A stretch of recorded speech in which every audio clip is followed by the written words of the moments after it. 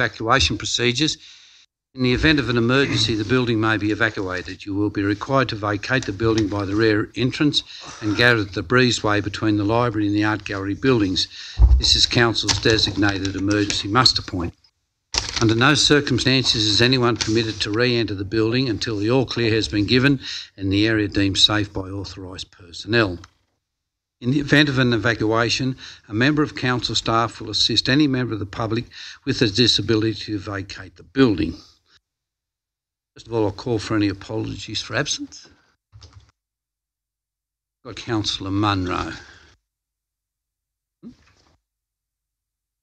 Councillor Munro and Councillor... Move, Mr Mayor. Thank you. Seconder? All in favour? Thank you. This council meeting is being live streamed and recorded. By speaking at the council meeting, you agree to be live streamed and recorded. Please ensure that when you speak at this council meeting, that you ensure that you're respectful to others and use appropriate language at all times. The City Council accepts no liability for any defamatory or offensive remarks or gestures made during the course of the council meeting. Recording will be made for administrative purposes and will be available to all councillors. I would like to acknowledge the Wiradjuri people who are the traditional custodians of the land. I would also like to pay respect to the elders both past and present of the Wiradjuri nation and extend that respect to other Aboriginal Australians who are present. Does any councillor wish to declare any conflicts of interest in any matter for consideration at the council meeting? Nope. Sorry. I declare interest in item 6.2.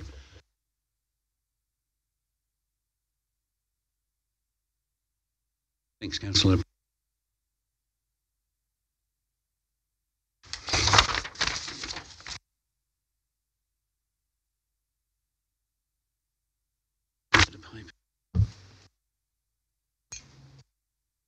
Look, to all councillors, I'd just like to introduce Janessa Constantine down the end. Janessa is taking over doing the council minutes stage with Michelle Catlin, who started in her new position this week, and I thank all those councillors that made it to her farewell here last week. So welcome, Janessa. And said to Janessa, if she misses someone that's moved or seconded a motion or whatever, she may have to ask you again. You've all got quite faint voices. Thanks, Janessa, and welcome to the council meeting. Look, before we start, I would like to make a presentation to Bailey Dixon Bubb. Is Bailey there? There he is.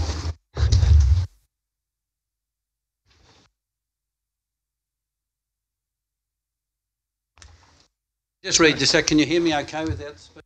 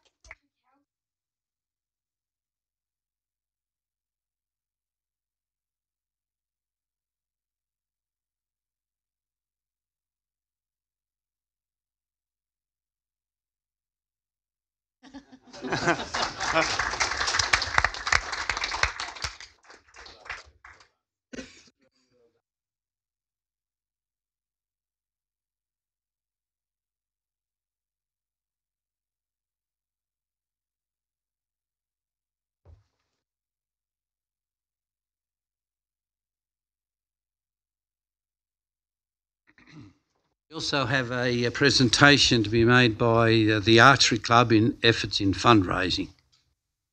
Who's doing that presentation? Good on you, thanks.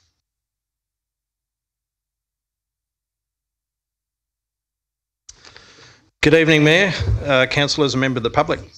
My name is Gavin Kaczynski and I am the President of the Orange District Bowhunters Association.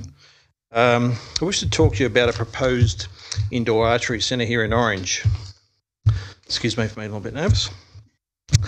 At the moment, Orange has an archery club out at Lewis Ponds, some 15 minutes drive out of town, in the name of Orange District Bowhunters Club. This club has field archery shoots on every second or third weekend, depending on other shoots within the branch, which is a body of clubs from here in the Central West to Tumut in the Southwest Slopes and Eurobodalla on the South Coast. Primarily, the new facility would be set up for FITA, which is Federation International Target Archery, Olympic style of archery. However, other styles of archery could also be shot indoors, like IFAA and 3D. While we are at it, how about indoor laser skirmish or even archery tag? An indoor facility to host a sport like archery would be something many an archer in and around Orange would utilise. This has been a particularly big topic amongst archers in the past 29 years that I've been involved in this great sport. The facility could hold midweek, weekend competitions. People could book a shooting lane for an hour or two on a day or night when they wish to fine-tune their equipment for an up-and-coming event or just to practice and even socialise. It is a sport that the whole family can participate in together. The aim would be to have a venue that is capable of hosting local, state, national and world title events, as we hosted back in 1995. Over the years, many archery events have been called off due to bad weather. With an indoor facility, we can hold our shoots and not be affected by the weather that Orange can be notorious for turning on. There are a number of clubs in New South Wales and Australia that host regular indoor shoots. However, most are limited to the length of their ranges, with most shooting done at 18 metres. We, however, are looking at Olympic-style archery with targets out to 80 metres. Archery is just one sport that can be done indoors, and depending on the size of the venue, I cannot see why other groups cannot utilise the facility as well. Benefits of an indoor archery venue far outweigh any negatives, if there are any, in my opinion, and those in the archery community. Archery is a non-contact sport, very sociable, that anyone can do. Our goal would be getting schools involved in another sport, disability organisations, team building days, corporate events, school holiday and coaching clinics. By having an indoor venue in Orange, there are so many people that would benefit.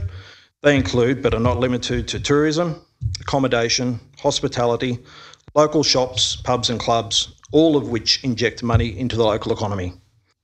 Council has the opportunity to bring this city and the state something new and exciting. Ladies and gentlemen, I thank you for your time tonight. Thank you very much. Can I get a copy of that presentation for our chairman?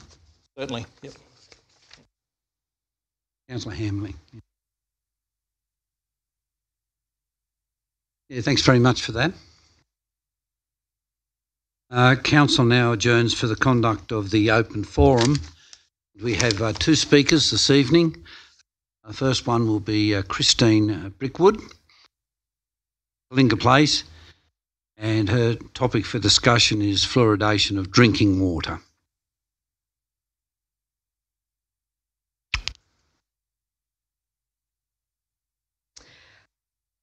I've been following the issues around the use of fluoride in water supplies on and off for some years. I've been researching it for some 2 months. An official professional person at that, Google searching and listening to people. I've read the National Health Research Council's documents and generally looked at both sides of this issue. I am now of the opinion that I do not want the town's water to be fluoridated. I'd like to raise the following points. Because in my day-to-day life, I am coming across other people in Orange who feel the same and just haven't as yet taken the initiative to approach council with their concerns. I have numbered just in the last 10 days about 10 people, similar ways that I am. So I'd like to just run through some points. And I have been, 10 days ago, I came and spoke with part of your council in regards to this first step. And I was told there that Orange Council councillors in 1960 were the people who decided to fluoridate the water. And my suggestion was then that it sounded like 58 years was a long time without a review, asking people their concerns these days. Citizens of Orange at that time may not have been asked, and I'm suggesting that perhaps citizens now have not been asked as yet. The Therapeutic Goods Association of Australia does not categorise fluoride as a therapeutic good or a medication. According to the National Health and Medical Research Council's documents, they consider it to be a nutrient. And personally, I could not see that that was the case. Fluoride is not naturally occurring in human bodies, and it is not required for human bodies or other animals to live. Fluorine is a halogen, meaning it wants to bond with other elements. Its interactions with other elements in the body is, as I understand it, why it becomes accumulative in bones and other organs. It is bound with other atoms and molecules. The Health Department's information is focused on teeth primarily. I understand it. There is growing concern worldwide, as well as in Australia, that the accumulative nature of fluoride is having long-term effects on the overall health of people. This information is not being as yet appropriately viewed by Australian government decision makers, in my opinion. The health concerns relating to fluoride, its effect on people's thyroid, IQ level and other issues in the brain, kidneys, digestive system, skeletal structure, and there may be more. An Australian doctor indicates that from his research, when it's in the stomach, it turns into hydrogen fluoride molecule, which is, quote, an extremely necrotic gas for the body tissues. There are professionals in Australia who are researching and finding they agree with overseas data that fluoride has toxic effects for the human body.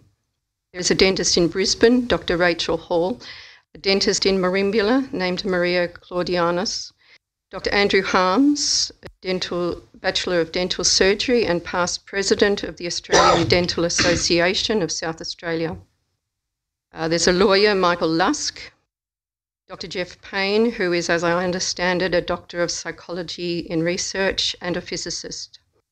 There is Marilyn Haynes, a medical laboratory scientist for 30 years. And then there's the political party in WA called Fluoride Free Western Australia. These people are all very concerned. Most countries in the world now do not fluoridate anymore. March 2014, the medical journal The Lancet Neurology, Volume 13, Issue 3, classes fluoride as a neurotoxin 100% and puts it in the same category as lead, arsenic and mercury. People who use fluoridated toothpaste are receiving fluoride as they choose. Ratepayers and taxpayers have not been asked for their decision on whether they want fluoride in their water, and they are the ones paying for it, as I understand. In my opinion, the local community are being put at risk by a chemical that is considered a poison, and I am interested to find that in the NHMRC Q&A section 40 and 42 that it is found to be ethical to fluoridate public drinking water and that it has been included in the Australian Constitution. I personally don't agree with this. While there is evidence from any source that fluoridation is a hazard, it should not now be a mandatory thing in my opinion, and that would be the ethical thing to do. Currently, the people who do not wish to ingest this substance need to find an alternative. Bottled water that I am currently using is generating plastic waste that I am not happy with. HMRC Q&A mentions 3 types of filters. According to my research, the filters are costly, in the order of $600 to $1,000, plus ongoing filter replacement. Conflicting information about the health repercussion of these two, particularly to the distilled water and ion exchange ones. filtration systems. Excuse me just for a second, I'll have to get an extension. Councillor Miletto, Councillor Duffy, all in favour? Aye. Thank you. The last bit anyway. The filtration systems seem to need to be attached more or less permanently to the household fixtures. This can only be considered if one owns their house. People renting will likely not to be able to access this option. In any of these situations, we are paying twice to access water, as I understand it. Thank you for your time. Thank you.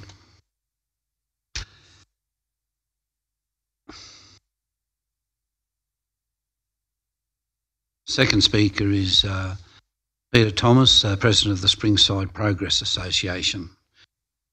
For discussion is seeking funds to document conservation and upgrade works at the Springside Schoolhouse.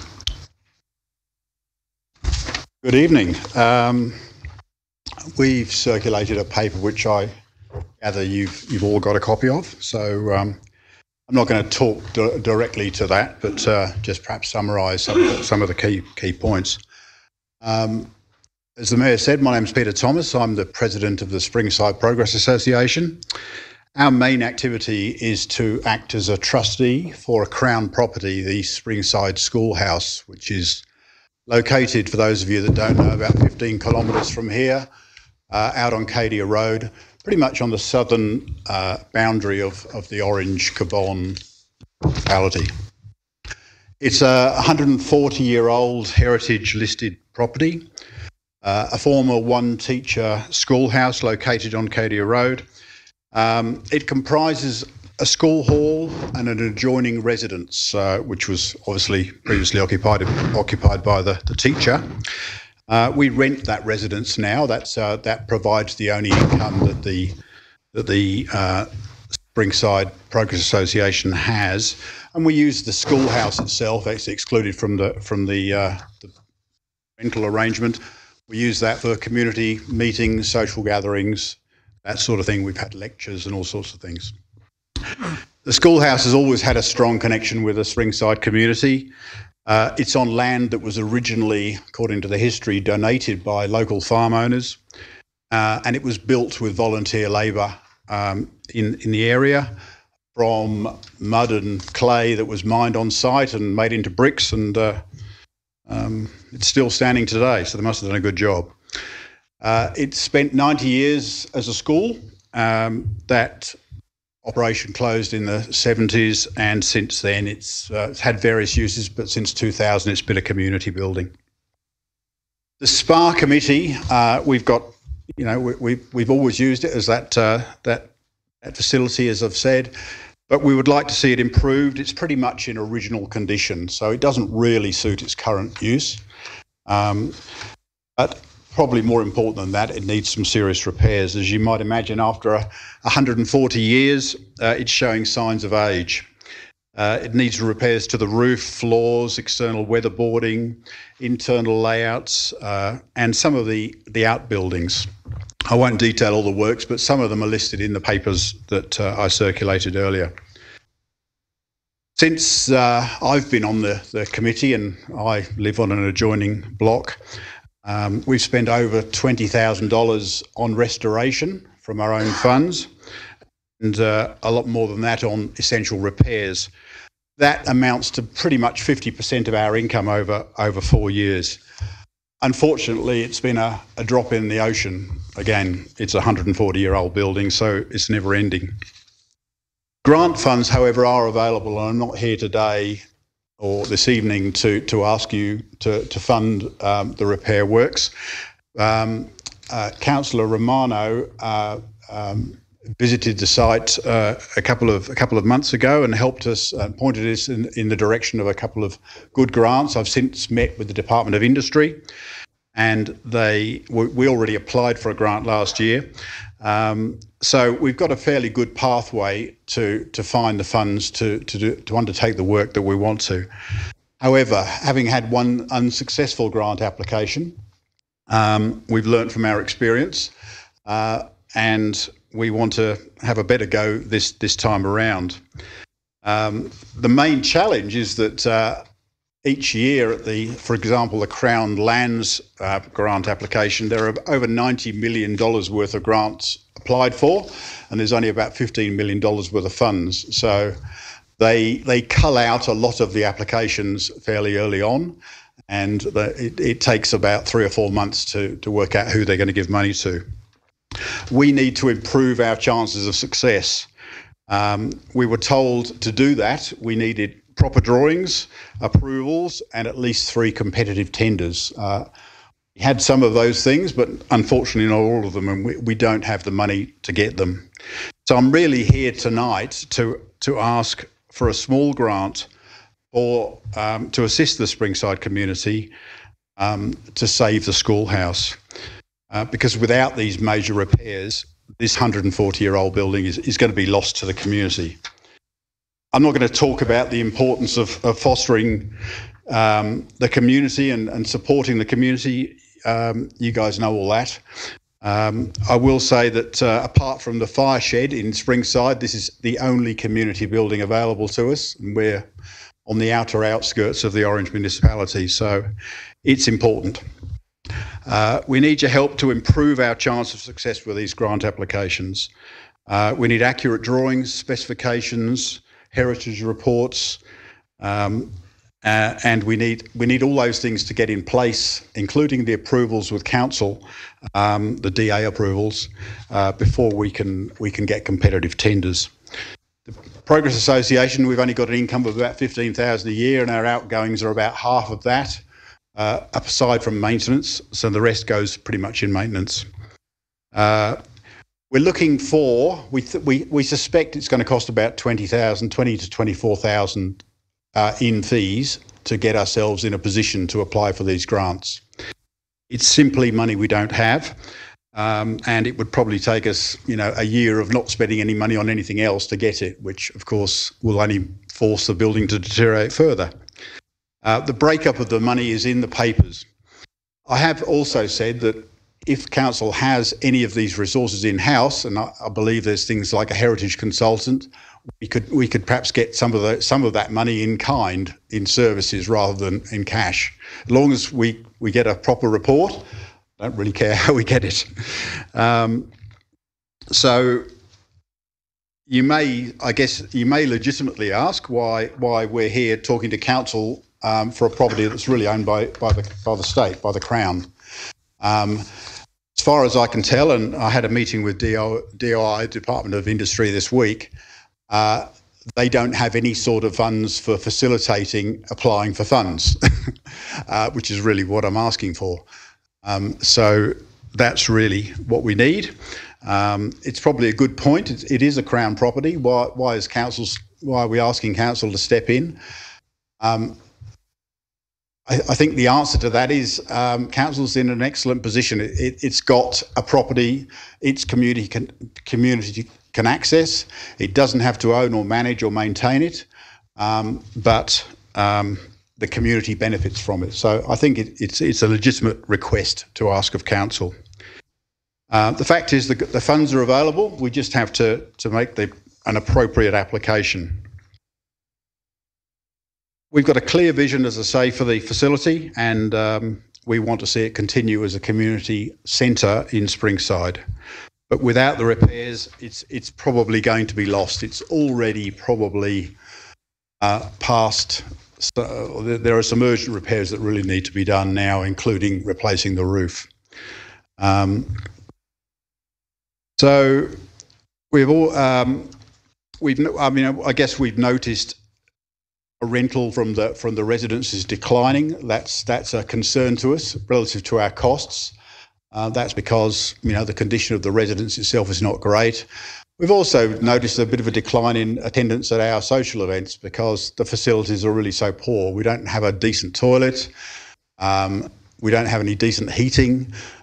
There's no disabled access. So as a public building, it's not a great example, and we'd really like to improve and address all those issues, put some lighting in around the building, get some proper parking, and delineate the public area versus the private residence.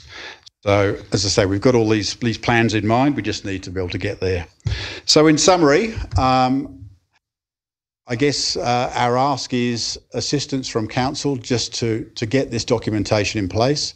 I know council's got a lot of professional officers who could probably offer their advice.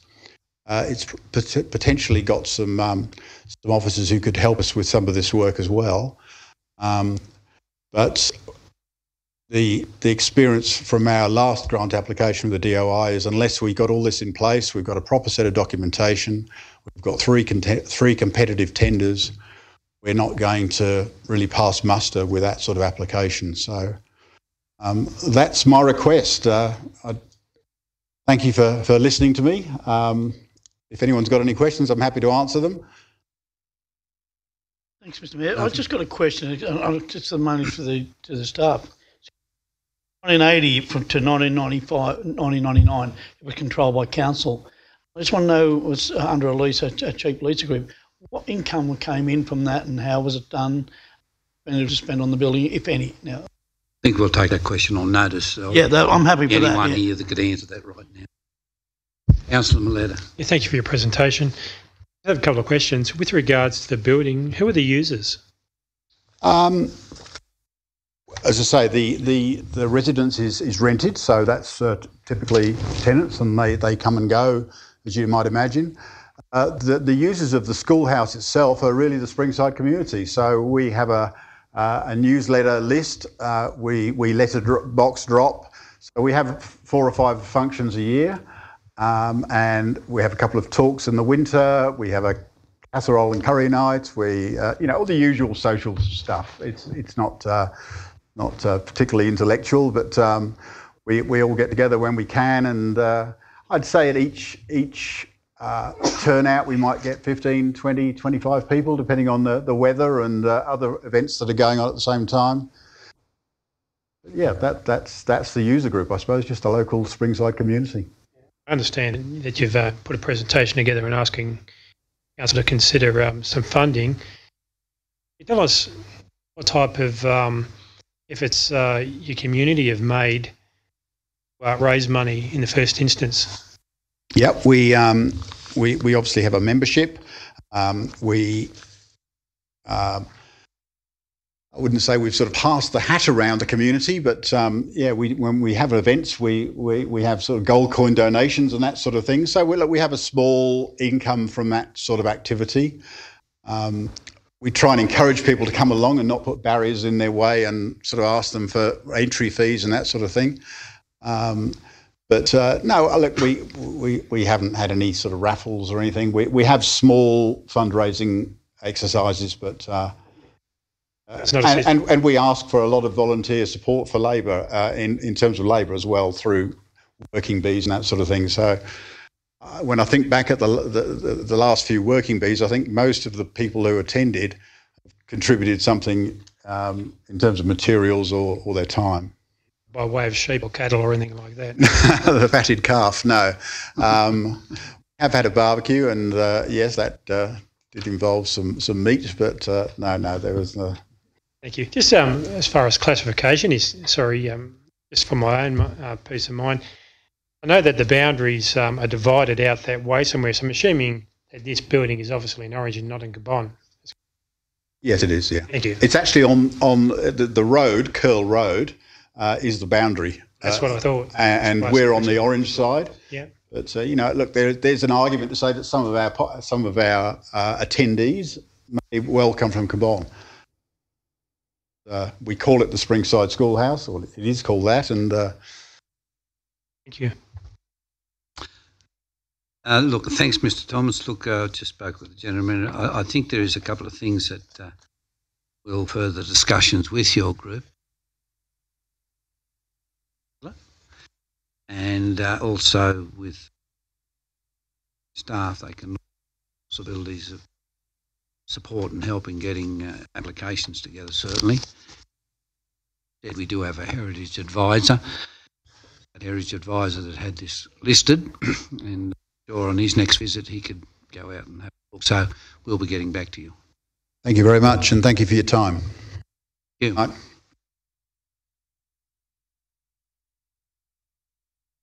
I'd like to reconvene the council meeting, and item 3.1 Confirmation of the minutes of the ordinary meeting of Orange City Council. Move, Mr Mayor. Councillor Hamling. Councillor Nugent. All in favour? Yes, thank you.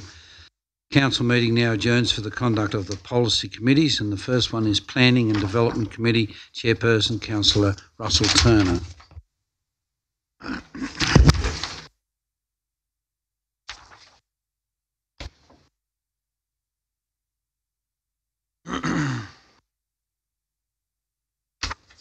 Thank you, Mr Mayor.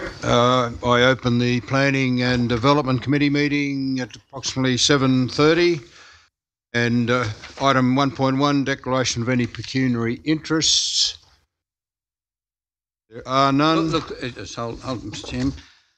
I will, a non-pecuniary, non-significant one, that I am a friend, one of the principals of Tony Leahy Motor Group.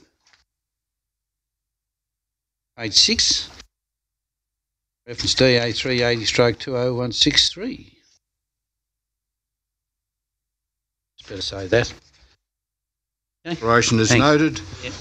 2.1, items Excuse me, Mr approved. Chair. In that case, I best declare that I have a sibling who works at Kinross Woolloomooloo School, DA 49/20, less than significant non-pecuniary. If there are no others, we'll go on to 2.1, items approved under the delegated authority of council. Move the recommendation. Any business arising? No business arising. We go to 2.2. I'll move the recommendation. Been moved by Councillor Kidd, seconded by Councillor Prevatira. Any discussion? Councillor Nugent.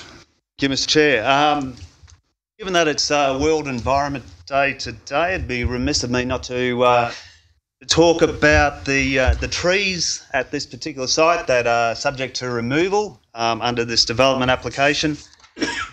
There's three trees which are three-cedar trees, Cedrus deodara, which are native to the Western Himalayan part of the world, so India, Pakistan, Nepal, Tibet, and in those areas they can grow to 40 to 50 metres. Now I note that these, or some exceptional versions, grow to 60 metres.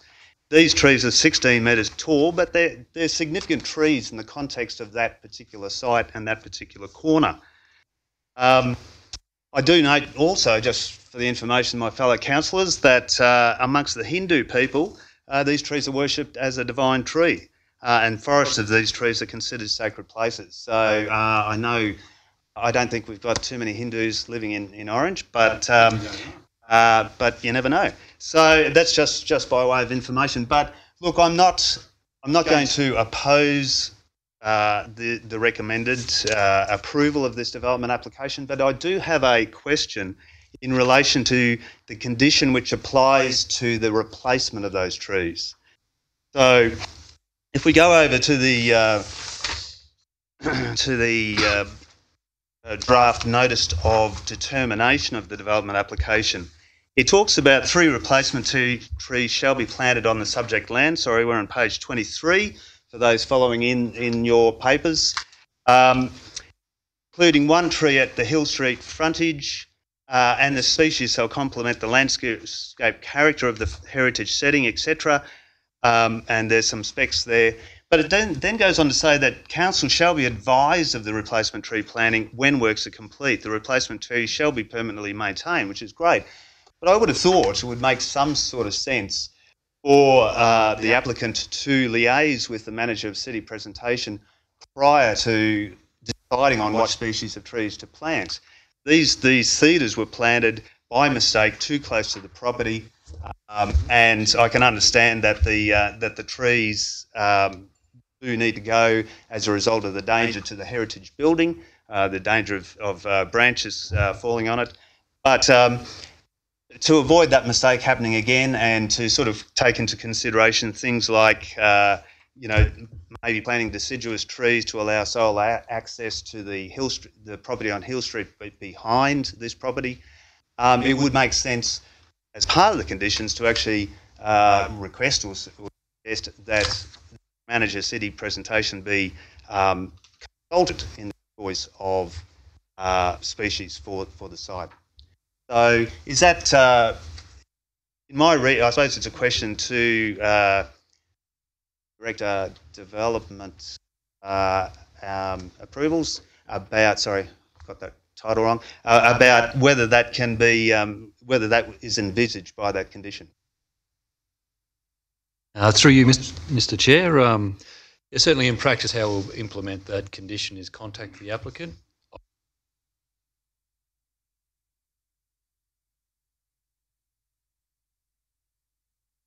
So that would be a standard way of doing that. There would be a consultation process.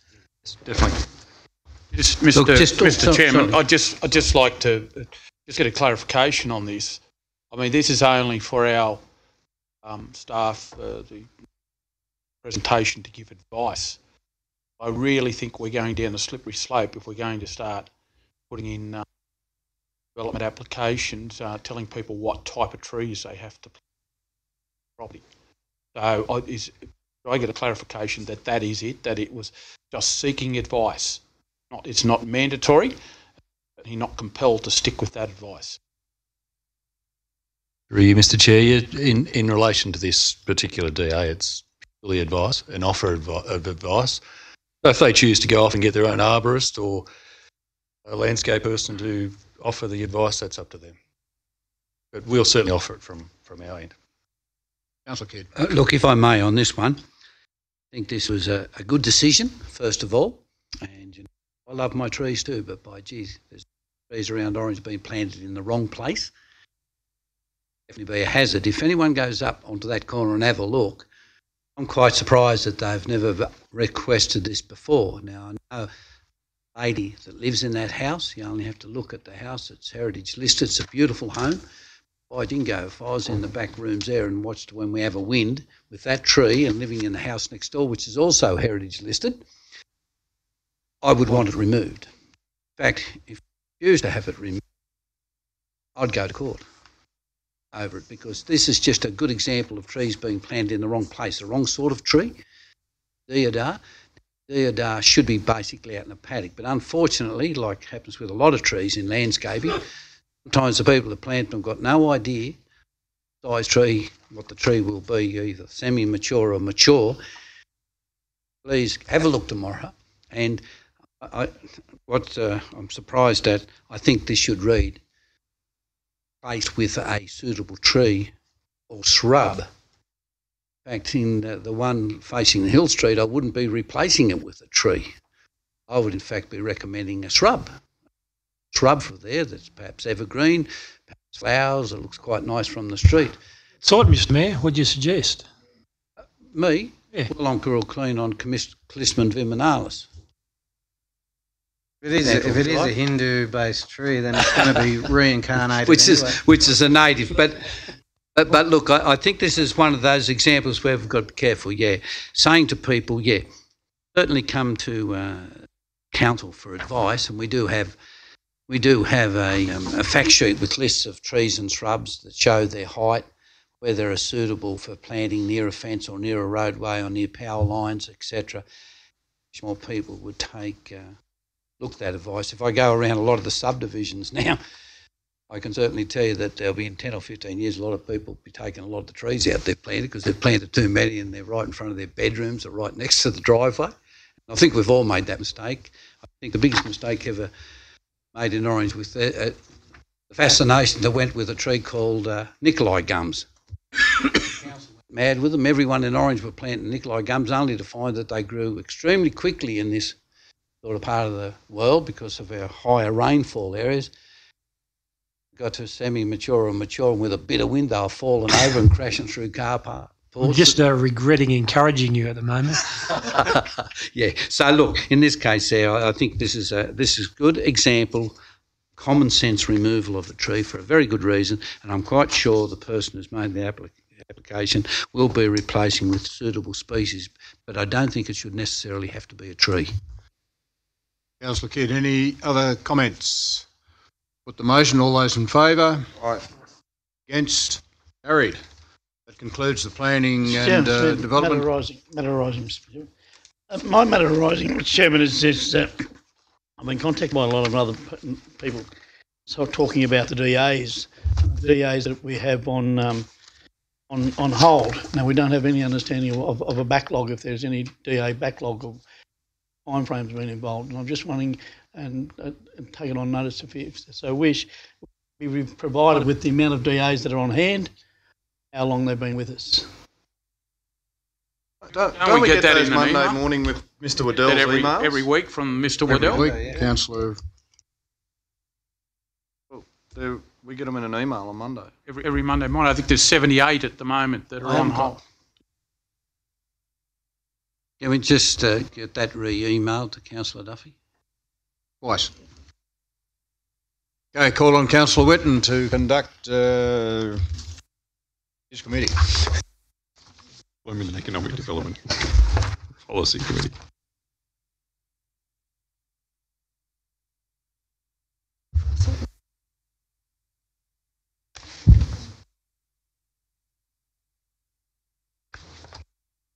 To Councillor Turner, I will open the Employment Economic Development Policy Committee at 4:15. 1.1 declarations of pecuniary interest, significant and non-pecuniary interests. Are there any? Being none, I will go to item 2, which is the committee minutes. 2.1 minutes of the Economic Development I'll Committee. move those. Been moved by Councillor Kidd, seconded by Councillor Nugent. Any discussion?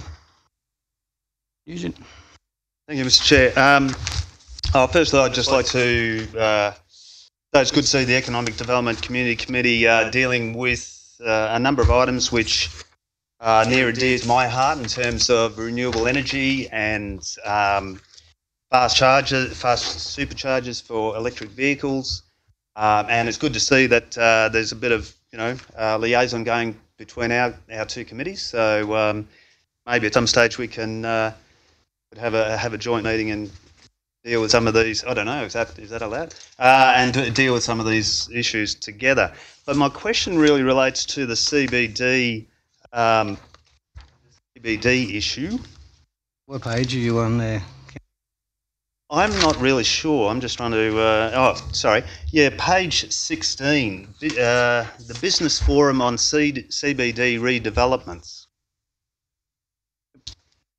So there was a notice of motion moved and passed in October last year that there should be a forum of this type, a business forum, to talk about the CBD revitalisation.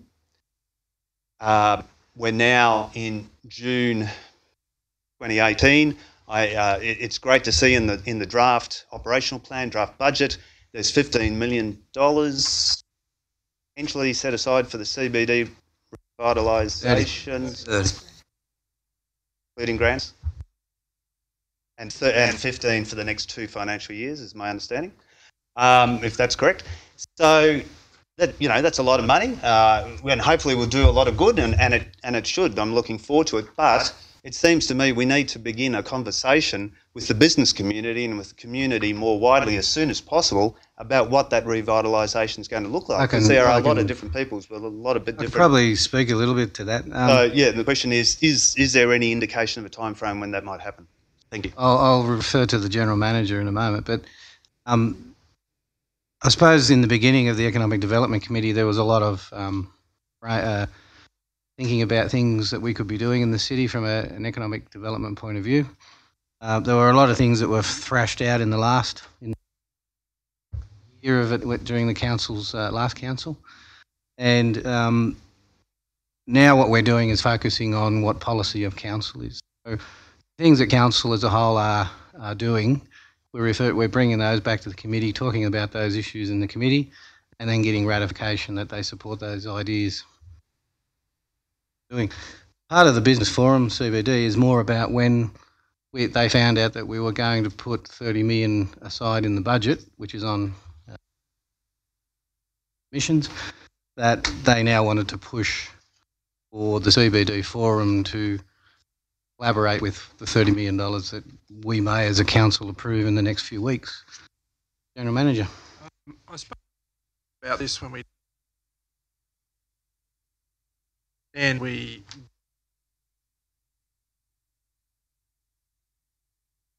Yeah, through you, Mr. Chair. So, tested the idea of a CBD redevelopment as part of the CSP, and it got good support through that, and it was raised independently of that. So, we've done the first step of that. The operational and delivery plan being on exhibitions, now testing it a little bit further.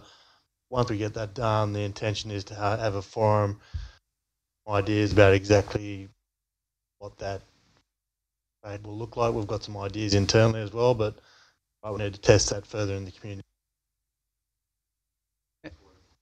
And one of the main vehicles will probably be the chamber, but the question was raised. I suppose the burning question is how do we attract people into this? That's all the business community care about. Foot traffic. How do we do that, right? Councillor Taylor. Yeah, Mr. Chairman, look, one of the points that I'm getting feedback from the community is the Myer closure has definitely as far as business confidence in the CBD. But the other issue that people are telling me, and I get it from a lot of quarters and a lot of demographics, the fact that we don't seem to be attracting the larger chains, which therefore attract more people to other business outlets to say compared with Bathurst. Name them. JB Hi-Fi. We've lost Dick Smith. We've got no JB Hi-Fi. We've got no Fantastic Furniture. I mean, the good guys. There's a lot of businesses that are based in Bathurst. Fantastic Furniture's and a lot of businesses in Bathurst that people leave from Orange are travelling to Bathurst. And the problem that we face, and it's a fact of life, is that people are going down there, they're going to specific outlets to purchase goods, then they're doing a lot of their other shopping whilst they're there. Now, I know I've had business people tell me, and I've had who are consumers telling me, a lot of consumers telling me that. I think we really do need to recognise the issue, recognise the problem. Target's another one. Target's another one. I don't know what it is about Target, but everyone asks me when's Target coming. Now, understand the Myer building, proved it, and it's going to hopefully happen within the next year or two. And I'm sure that will boost the confidence significantly in the city. But we, I think, as a council, start getting on the front foot as far as trying to attract some of these other outlets to Orange. The bottom line, Mr. Chairman, is if we don't do that, I know it's not just the council. They would do a lot of market research and obviously put their stores where they believe they'll get the returns they need.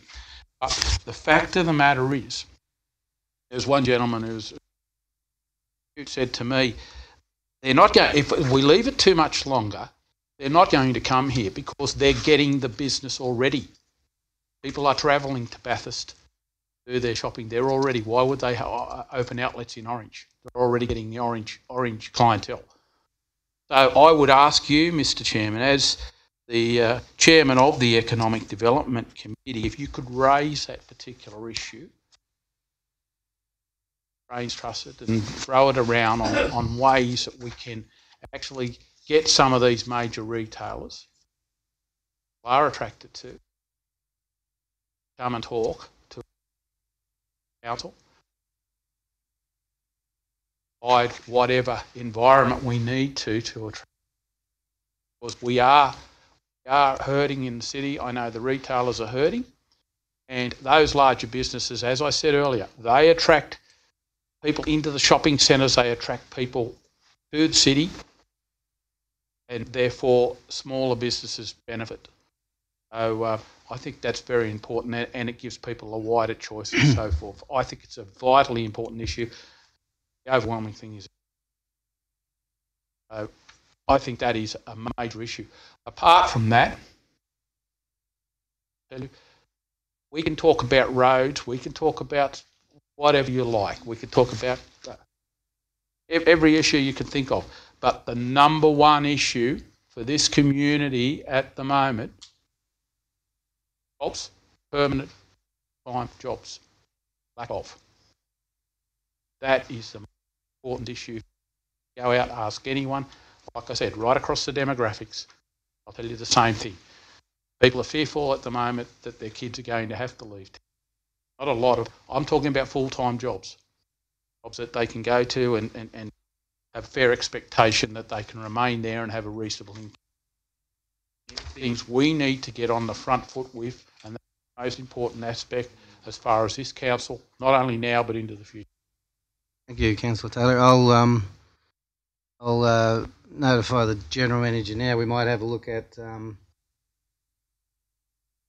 what the philosophy is of Bathurst Council. Is it private entrepreneurs that are bringing the franchises, or is it a bit of both, or is it collaboration with council and private entrepreneurs and franchisees? It's a mix of things. We're in the process of preparing the brief for the CBD, just to build the physical.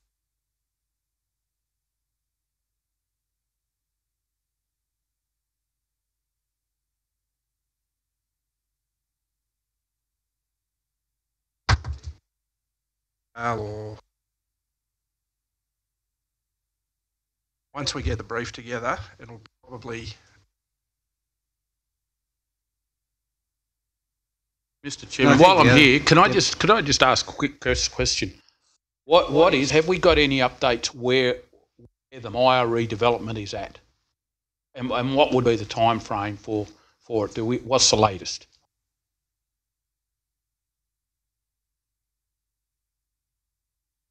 Okay, so Myers, as you know, has an approved DA with us.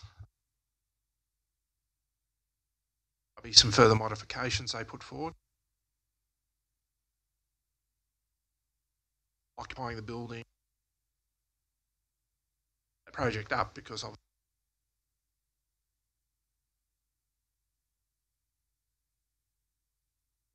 an idea on a rough time frame. I'd have to double check that. May help in that too. I think my one, it's a matter of them getting customers to take on shops in that complex, and one of the major ones that they were dealing with was Harris Scarf. No, Harris Scarf went into right. And just for you, Mr. Chairman, just a question. I agree with what Councillor said. I think everyone has the same ambitions. We'd love to see all those stores here, but just in reflection, 3.3, our quarterly employment and unemployment data suggests that our unemployment rate is very, very low in relation to other cities our size. So, yeah. So there is some positives there. We still have we still have unemployed. Sure. Like to have everybody employed, but there certainly is a. Might I suggest the big problem is not unemployment; it's underemployment. So I suppose it's about. No, you're right, Councillor McRae. You've got the floor. Thank you, Mr. Chair. Look, I wanted to add to the conversation around where people are shopping, and I know that there is a lot of suggestion that people are going to Dubbo or Bathurst, but people I talk to are often also talking about their online shopping habits. I'm interested in to what extent we are, I guess, future-proofing Orange in terms of securing people to spend local and stay local, as well as be aware of certainly the national, if not the global trend to people shopping from their lounge rooms or shopping on their mobile phones when they're in traffic. Particularly commuters, particularly people standing around. So I wonder, and it's being targeted with data, the data analytics. So I'm interested to what extent our plans will not only include how we attract those particular retailers, but how we adjust community attitudes, paying in dollars that are in Orange to be spent in Orange. And when you see the brief for the CBD and the suite of arts for it,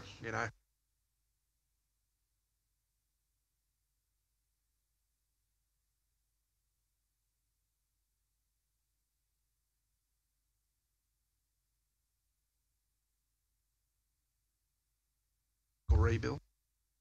Art cities or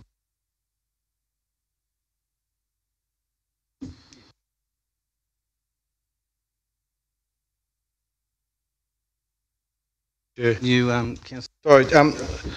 One thing that that I was always told, I'm not a businessman, so I wouldn't have a clue. But is it the reason why Orange sometimes doesn't attract major stores is because Bathurst so many hours away from Sydney, and then they don't like to put stores within close range to each other, so they move them out the Dubbo. So our where we're situated, I suppose. But then on the other hand, if a store's going to make money and people are going to spend in Orange, they'll put one here, won't they? Most big organisations have private companies that source the land. They then source the land and then got this parcel of land and we've done all the research. They say to them, do you want to...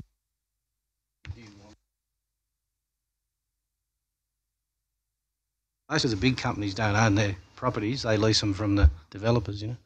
Councillor Turner. Thank you, Mr Chairman. Just a comment to negate some of the negative comments coming from Councillor Taylor. I've been quite supportive of most of his comments recently, but doom and gloom tonight, I don't know. Let's go back a few years when Myer closed down in Bathurst. We had all these reports of these thousands of people coming from Bathurst up to Orange so they could go to Myer. Couldn't have been too many came up from Bathurst because Myer still ultimately closed. So, sure, some did come up, maybe. There is some downturn in some of the businesses around the Myer closure, sure, we've got to acknowledge that. We've also got to acknowledge that one of the reasons we don't have Target is because we have Big W and we have Kmart. Coles are not going to have a Kmart and a Target in a city this size. Out of Bathurst. And the Target are going through huge problems at the moment. I don't know how many hundreds of millions they lost last year. So they are not the shopping choice of all of Australia. And as far as the unemployment is concerned, I don't think we have a problem with unemployment. Why is it the grape harvest is on, the fruit harvest is on, we bring all these casual workers in because the people in Orange either don't want to go and pick fruit or pick grapes, or they have other employment. Every statistic that comes out, and it's released from Australian statistics or New South Wales statistics, Orange is always up there with one of the lowest in a regional city. So let's not harp on this unemployment all the time. We are doing pretty well. Let's talk positive rather than negative. And there's reality. When we have supported Myer, the redevelopment, we are waiting for their amended DA. And I am sure that they want to get up and running as soon as possible, as much as we do, because they're losing on rent for a start, and they have some disgruntled retailers in the city centre. They are aware of that. They're going through a difficult period at the moment as far as trying to attract retailers. All major cities and major department stores, major shopping centres like Westfield down in Sydney, are also going through a change at the moment where retailing in general is a little bit down, and they're trying to revamp their stores and retarget different target markets. So Orange is no different to anyone else. We're going through some changes, but the retailers want support from council, not doom and gloom. Mr. Chairman, I have to reply to that. I never said it from a perspective of doom. Doom and gloom. I said it that we need to get on the front foot to start to see what we can do to attract those stores here. I suppose what I was going to say... Is Councillor Turner aware that less than 10 hours work a week you're deemed employed? Are you aware of those figures, Councillor? Are you? And all the statistics they put out. I mean, there might be a lot of people here that are relaxed and comfortable, but I can tell you what, there's a lot of people out there doing it tough too. Thank you, councillors. So... You're trying to do my committee out of a job, Councillor Turner. My job here is to employment and economic development, So they're all good and relevant points. There are issues that we have no control over because of internet buying, right? You can't tell people how to shop. But there certainly is, you don't have to be a rocket scientist to understand that the CBD of Orange is very quiet at the moment, and those who are suffering from it being quiet are so one good thing that the federal government have actually put GST now onto electronic buying, which is affecting Amazon big time. They've told them they don't want to do business in Australia anymore. I think that's a good thing. So I'll put item 2. What item we're up to now? Got one. That one. One. Can't count. Should be the treasurer. I'll put the motion. All those in favour? Aye. Mr Mayor, would you like me to do Councillor Romano's section? I'm happy to do that if that's... Thank you. As long as it's not too controversial. Big pardon? No, the traffic committee's in here, is it?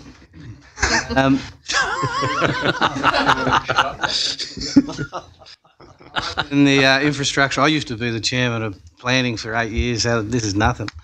I'll open the policy committee at just 1 minute past 8, infrastructure policy committee. Item 1.1, any declarations of pecuniary interests involved in this? Item 2 is 2.1 is the minutes of the City of Orange Traffic Committee meeting May 28. Move, Mr Chair. I'll second. Seconded by Councillor Kidd. Is there any, may I dare ask, any discussions on this? Thanks, Chair. Yeah, look, in terms of traffic committee minutes, there was the item that I spoke about. That's where we're up to. Just about disabled car parking availability at Services New South Wales.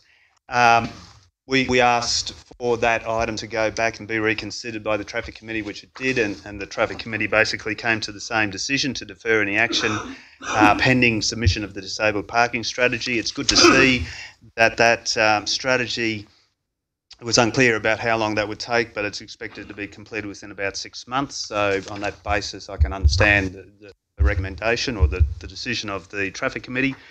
The second item, which is also pleasing, is that interim access improvements, works and maintenance be undertaking to the existing disabled facilities in Kite Street near Services New South Wales pending submission of the disabled parking strategy. That's on page 9. And I'm just wondering what those interim access improvements might be, and I'm not sure whether anyone... So that's a question through me to... Sorry, question through you, Mr Chair. Through the Chair, I might just get Wayne Galley from the gallery to...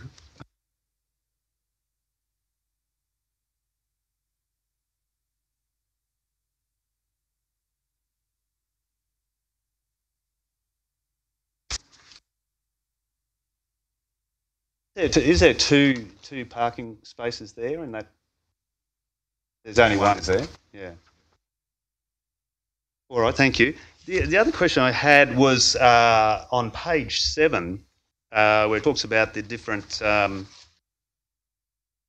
the travel lane width and the bicycle shoulder marking, and we've got yes in 3 places and no on William Street between March and Bing. I'm just wondering, through you, Mr Chair, what the reason for that no is in relation to the March to Bing. Is it not wide enough? I'll refer that to the director. Yeah, no, I'll refer through to Wayne. Yeah, it is. Thanks, Wayne. His committee.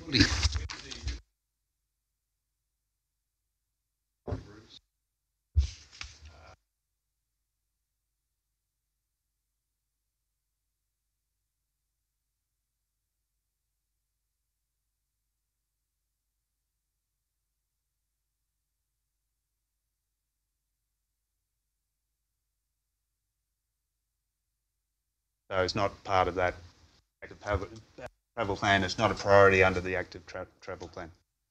Thank you. Mr Chairman, move the minutes apart from 3.1, 3.7, 3.9 and 3.11, which are outlined in the motion for term. So I've already got a mover in Councillor Hamling. Yeah. Was that for all? Well, that would have included that then. Yeah. You have to deal with those items separately, I'd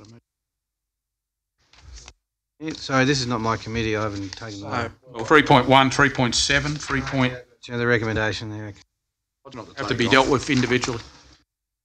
So is the mover and the second happy that we deal with 3.1, 3.7 and 3.11 as per the recommendation? That's what you want to do? I'll motion. Mr Chair, could I just ask a question about 3.9? Is that right? Go for it, yep.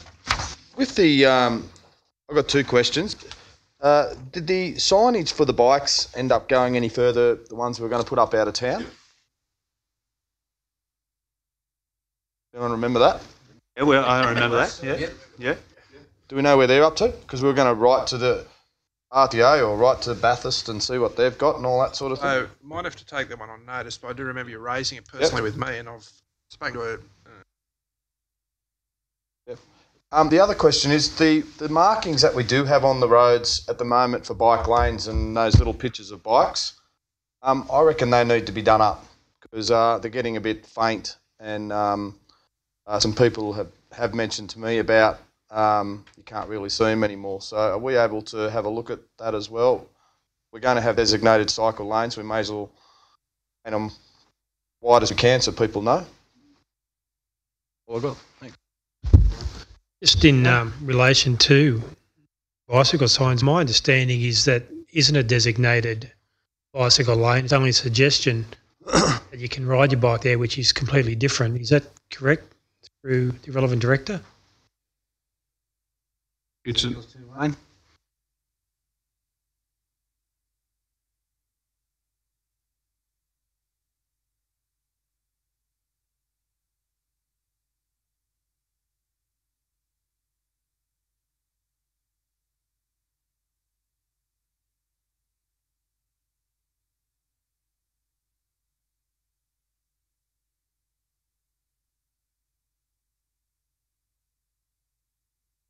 Yeah, thank you.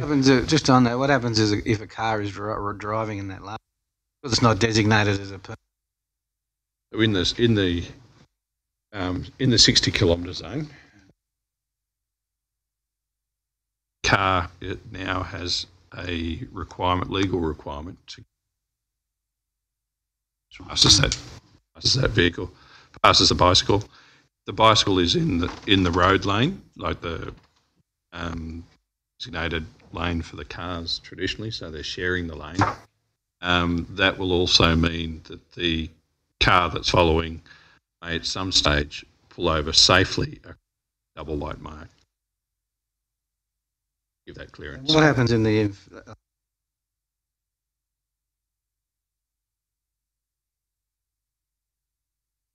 over 60 kilometres per hour, it's extended to 1.5 metres.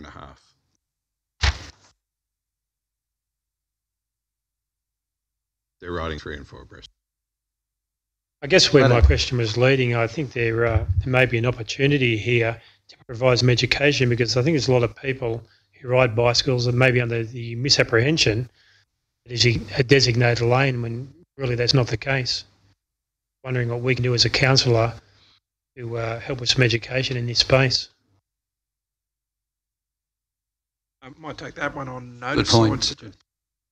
I want to support Councillor Miletto on that there, because I drive around this city all day, every day, and see kids on bikes going anywhere and everywhere. Not worrying about the lanes and where they're actually going, but I'd like to see the legal advice to say, look, these aren't designated lanes, or what the impact of that actually is. That's the most important thing there, because we've got a situation down there in front of the Impton Primary School down there where you've got a traffic lane, then you've got a bike lane, then the buses shoot on the inside of that there, and you've got the person on the bike. Well, let me tell you, none of them ride there. It's just too dangerous. I'd just like to see what the actual legal ramifications are, because I can tell you, go up around Blessington School, which is probably the school that has the most kids that ride bikes. They're going up the right-hand side, they're going up the left-hand side, up the footpath, down everywhere you want to go. I mean, education is probably a good example of what we actually really need. But I'd like to see the legal requirements of what we're actually doing with our bikes, because you never see any parked in the bike racks we have down the street. You might see one out front of Canobus every now and again, but I haven't seen very many around. All right, I'm going to put this recommendation, item 1 and 3, and we're going to do with 2, which is all those in favour. Against carry. I'd just like to raise a matter arising from this. Go back to the traffic committee. I've been approached by a resident to look at putting a pedestrian refuge. No, not you and pedestrian refuge. I've had them built everywhere, you know. That's probably why I come to. Thank you. Yeah. It's along National Avenue. There's a walkway and an exercise route. then leads back onto Sale Street, and the pedestrians that are running and everything along there are having issues with the road. Wondering if we could investigate looking at a pedestrian refuge in Sale Street there near the netball courts and the National Avenue. That's something for you guys. Thanks, guys. Appreciate that. Councillor Maletta. Just in relation to the Traffic Committee, I chaired it in the absence of Councillor Turner. And there was a letter, there was a recommendation regarding Williamaga Drive, and there was a request to have the speed limit reassessed up there. I asked a question as to why. I was a bit touched by the response because it came from a young 11-year-old girl, and she wanted council to consider reducing the rate. The speed limit was because she lost a pet. Cat had been run over by somebody. And I'm just thinking, it was obviously touching that 11-year-old child would write to the council and ask them to consider the speed limit. But I think what it showed was that the parent obviously tried to teach a child that there are other avenues to raise awareness regarding speed.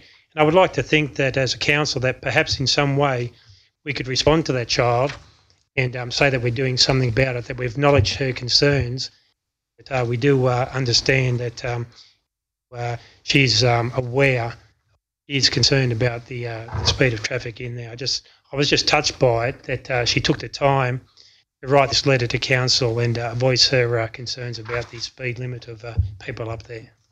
What was the outcome of the recommendation to the Traffic Committee? They can't approve it, but I think it needs to be acknowledged that the child has lost a pet, and she was obviously hurting from it. And that come from the chairman? Want it to come from the mayor or the general manager? Mr. Chairman. Yep. He's going to take it. Councillor Kidd. Councillor. I raised that issue over 12 months ago about drive up there. Central Western Daily, she'd acknowledged that. Page story on it. And it's a speedway up there. I go up there quite a bit.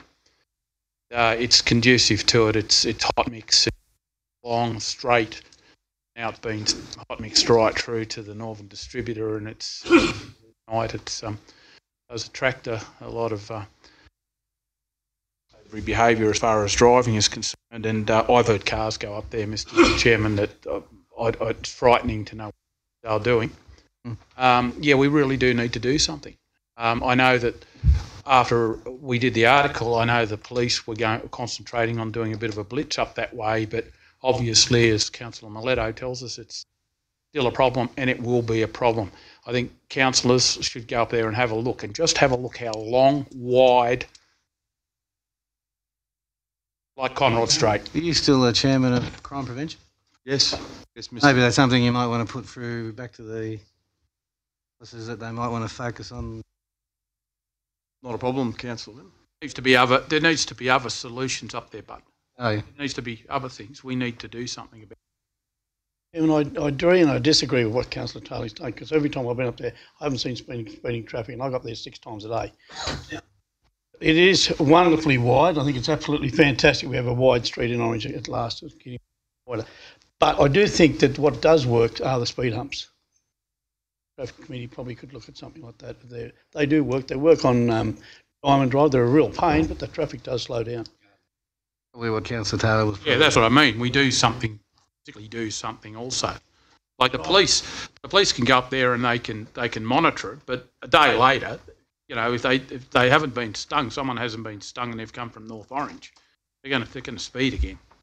Police can't be up there all the time. This is a matter arising, and you want me to refer it to my dear friend up the back there, Wayne. Back to Traffic Committee. You've got that, Wayne. You've got a few things on your plate now, mate. You've got refuges. We'll refer it back to the Traffic Committee to have a look at what options we've got, whether it's speed humps or thresholds. Thresholds are another thing that. He's just saying, I can hear what he's saying there. The council should have their own mobile radar, right? That's what revenue raising. Well, can I say something? We might be able to get the fellow who's got the mobile radar up in Woodward Street. He was up there again on Sunday. That's the only place he goes. Is Woodward Street. It must be a good, happy hunting ground up there. He might travel a little bit north and go up to Williamaga Drive occasionally. All right, I better take control of this meeting and Get some order back in. We're going to move on now. We're going to deal with item 3.1, I assume. Go and have a look at what item 3.1 is. Right there, page 9. So it's this is in the minutes, is it? Go to page 63, your business page.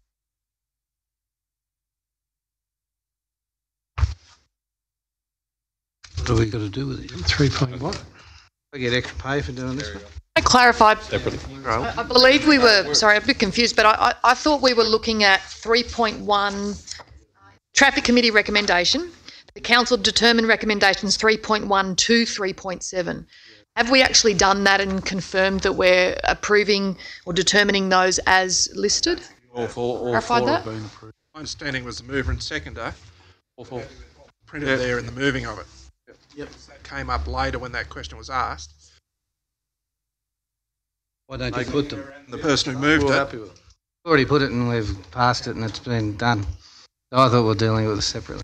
With someone else. My apologies for not being... So I can understand we're on 3.1, which is the general report's current works. Current is works, that right? that's spot on. It is spot on, Councillor McRae.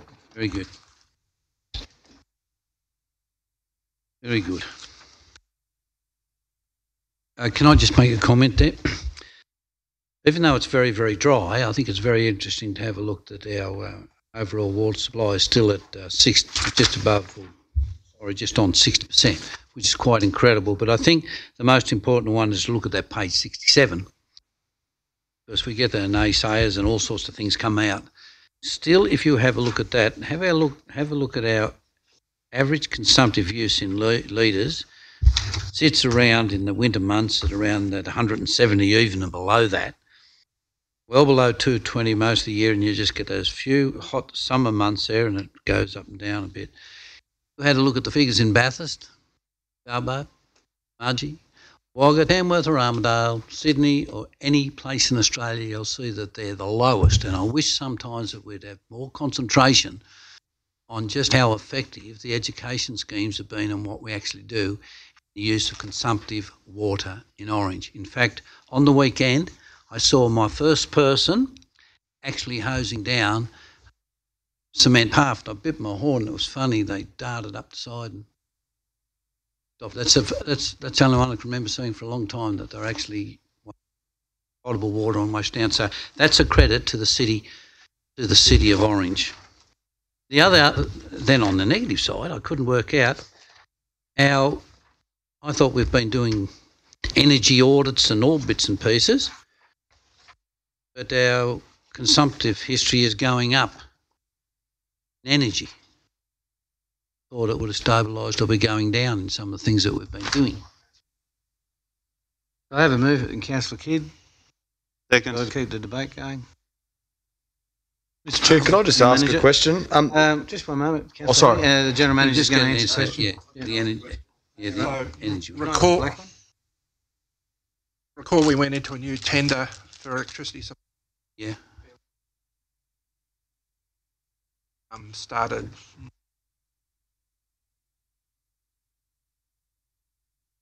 No, but it's our consumptive. Kilowatt hours. Yeah, it's our consumptive usage that's gone up. I'm not worried about the money. Everyone's has gone up price-wise. Our actual use of electricity has gone up every single quarter. So I was certainly looking at them. Yeah. Must be turning the lights out enough. Yeah, Mr. Chair, what is the situation? We are on level 2 and we are down at 58.84. What's the next trigger point? 54, I think. 54, is it? I think it's 54, isn't it? Is that level 2A or 2B? I'd take it on notice, but I think it's I'm level... pretty sure it's 54. I thought level 3 restrictions cut in at 50%, but it might be could 50. be 54. Thanks, Mr. Chair. Just a question about the Southern Link Cycleway that goes under Railway through to James Sheehan. Now, I understand that was officially opened a couple of months ago, but it's still not actually open for like this. Next week. It's next week, is it?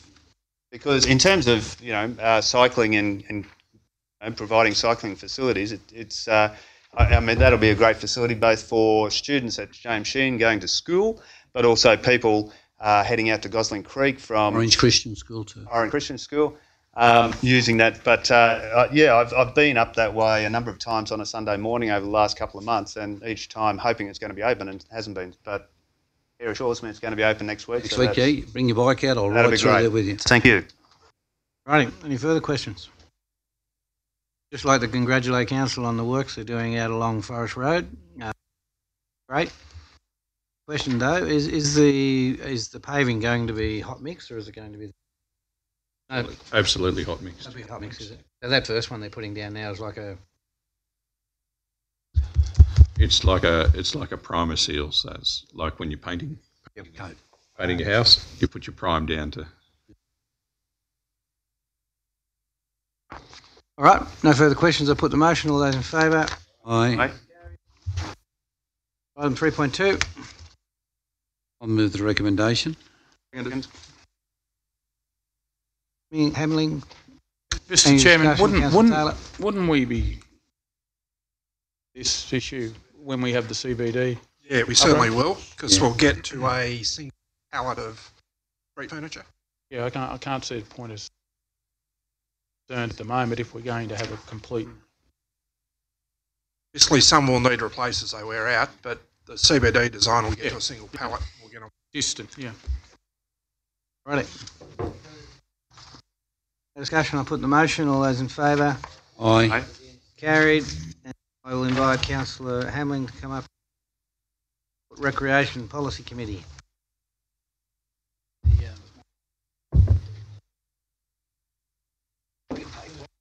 You get double. You do. Yeah, you double this week. Thanks, Councillor Whitten. I'll open the Sport and Recreation Policy Committee meeting at 8:25. I'll call for any declaration or pecuniary interest, significant non-pecuniary interests, or less than significant pecuniary interests. None. I'll move on to committee minutes. Item 2.1 on page 5 is the minutes of the Sport and Recreation Community Committee on the 19th of March. Move those for you, Mr. Chairman. Moved Mr. Councillor Kidd, seconded by Councillor Nugent. Any discussion? No discussion. I'll put those. All those in favour say aye. Aye. I'll move on to item 2.2, and that's minutes of the Orange Showground Community Meeting on page 53. Move the recommendation. By Councillor Turner, seconded by Councillor Miletto. Any discussion? Yeah, look, if I can just ask, perhaps is it my fault? I completely forgot. It's the truth of the matter. But is there any other councillors that are interested in being on the Orange Showground Committee meeting? Group? Advisory group?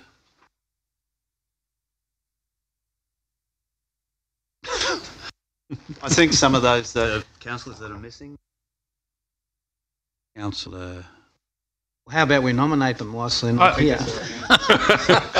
All in favour, say aye. Councillor Munro did mention it to me last time he was here, but he apologised for not being able to be here tonight. All right, I'll change I'll that. second that then, Councillor Miletto. You nominate Councillor Munro's the new chair. No, but It's good. okay, we'll chase that up. I'll put that. All those in favour say aye.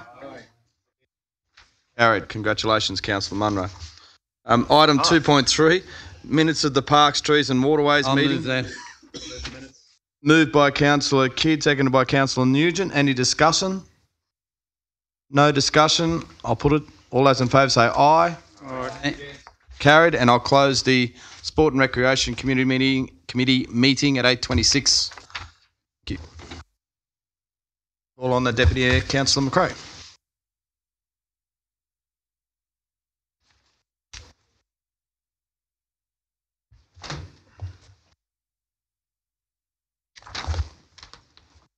Thank you, Councillor Hamling. I'd like to open the Finance Policy Committee meeting of the 5th of June 2018 with the time being 8:25.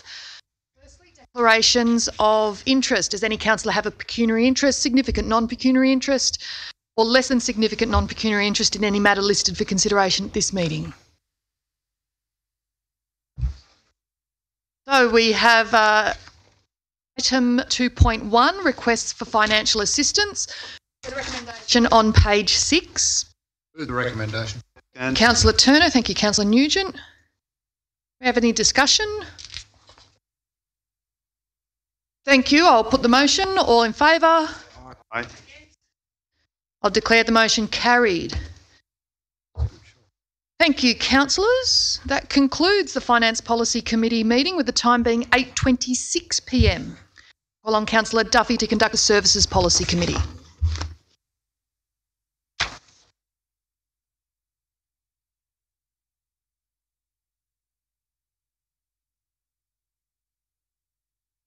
Thank you, councillors. I declare the Policy Committee for Services open and time of 8:27 and ask for 1.1, which is declaration of pecuniary interest, significant non-pecuniary interest and less than significant non-pecuniary interest. Being none, we'll move on to items 2.1, which is the minutes of the Orange and Cabonne Road Safety Committee. I'll move. Moved by Councillor McRae, seconded by Councillor Nugent. Any discussion? No discussion. I'll put that resolution. All those in favour say aye. Aye. Item 2.2, minutes of the Orange Regional Museum Committee. I'll move the recommendations. Been moved by Councillor Nugent, seconded by Councillor. Any discussion? No discussion. I'll put that recommendation. All those in favour say aye. It's carried. Item 2.3, minutes of the Orange Conservatorium and Planetarium Committee. Mr. Chair. Been moved by Councillor Hamling, seconded by Councillor Turner. Any comment? No comment? Oh, Mr. Chairman, I mean, just if I could ask through you, Mr. Chairman, Councillor Turner might be the best to answer it. How are we going with funding? Is there like applications and so forth? Through you, Mr. Chair. Maunder and myself and a number of others are going to Canberra on June the 18th to meet the Minister Fifield, I think it is, for the It's Minister Fifield, for Arts, to seeking their share of the funding, because we've always anticipated it would be state and federal. As late as Saturday, there was a certain meeting in Orange, and I took the opportunity to speak to John Barilaro, and he assures me that the meeting with the Minister Don Harwin down in Sydney is in hand, and we'll have a date for that very shortly. So yes, it's moving forward. We're not expecting an answer tomorrow or maybe the first round, but we will get there, because there are other priorities. But you know, they did announce $4 million for the extension to the art gallery at the weekend. So yep, it's good news, and Orange is on the map, so to speak. Yeah, thank you, Councillor Turner. And I think we should add to that the meeting was organised by our local member Andrew G, and I acknowledge that fact as well. I'll put that recommendation. All those in favour say aye. Aye. Carried. Item 2.4, the minutes of the Centenary World War I Community Committee. Move that. Moved by Councillor Kidd. Before you seconded go by- there, Mr. Chairman, I'd just like to declare an interest, because there's mention of OCTEC in here being part of the centenary 100-year armistice. So I'd just like that noted, that it's a non-pecuniary. I'll do the same, Councillor. And So non-significant, non-pecuniary, non-significant, non-pecuniary. Yeah. And please make sure you can get out clothing of that era to wear on the day. We have a mover in Councillor Kidd. We have a second in Councillor Previterio. Any discussion? No discussion. I'll put that recommendation. All those in favour say aye. Against, Aye. carried. Minutes of the Spring Hill Community Committee, 17th of May. I'll move. Moved by Councillor McRae, seconded by Councillor Nugent. Any discussion? Yeah, can I just sorry, after Councillor. I was out there for the opening of the Royal Fire Station out there. Some of the locals brought to my attention fire shed out there.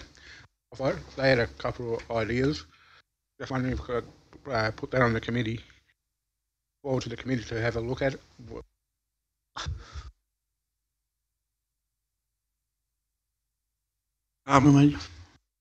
Been a few expressions of interest with regard to that, so I might get you to pass.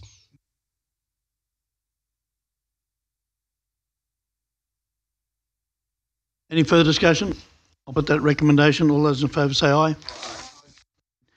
Minutes of the NAIDOC Week Community Meeting held on the 18th of May. Been moved by Councillor Nugent, seconded by Councillor Ed. All those in, any discussion? All those in favour say aye. It's carried.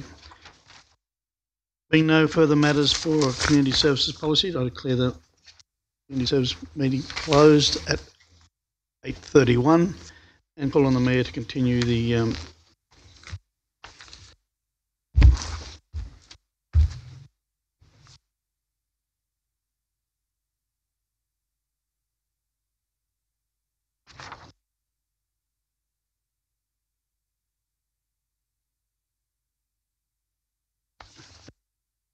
Councillor Mayor, it was remiss of me. I was actually in the chair and I meant to ask myself a question during the infrastructure. You know the answer or what? But it was an interesting discussion that the lady here talked about with fluoridisation. I actually learned a little bit. And I was going to ask the question, what is our policy for fluoride in the city? And has it ever been looked at and all those sorts of things? I live on a farm, so I live on tank water, so we don't suffer from being poisoned with fluoridisation. No, just rats and dead birds. But we have protein, a lot of protein in the tank, yeah. Dead birds and possums and stuff like that. But it's an interesting question. I just thought I'd ask. Actually, if we'll I'm come not out back of with order. we'll come back with a report on, but we have a policy that we have fluoridation of our water. Use the word poison. I mean, I don't have it in my. Can I retract that word? Rewind. Right, we move on to general reports. First of all, item 5.1 is an update on the resolutions of council. This is on page 15. It starts. Mr. Chairman, I got questions on first three on 5.1, which is the 15th of May when I asked the questions about on the swimming. There's a meeting, I believe, this week. I mean, whether we can have an answer to those two by the end of this week before this meeting occurs. And the other one which I took on note, what do you say? which is page 5.1, page 16. Very first two items there, 15th of May. 15th of May, I believe there's a meeting this week on this.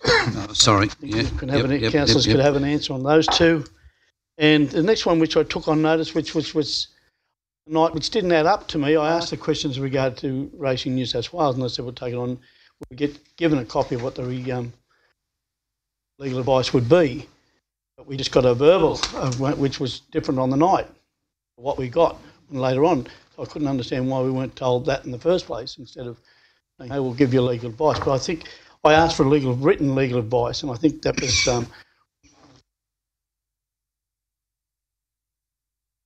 Sorry, could I ask, if this is going to be discussed any further, I might leave the room as I have a pecuniary interest in this one with a... I'm not interested, Mr. Chairman, just to help you out there, I'm not interested in discussing the Racing New South Wales. I'm just interested in getting the legal advice. It came back as verbal later on. Saying, that's the fact of it. We've provided a response to taken by staff. I thought when we asked for something legal advice and it was written, it would be written.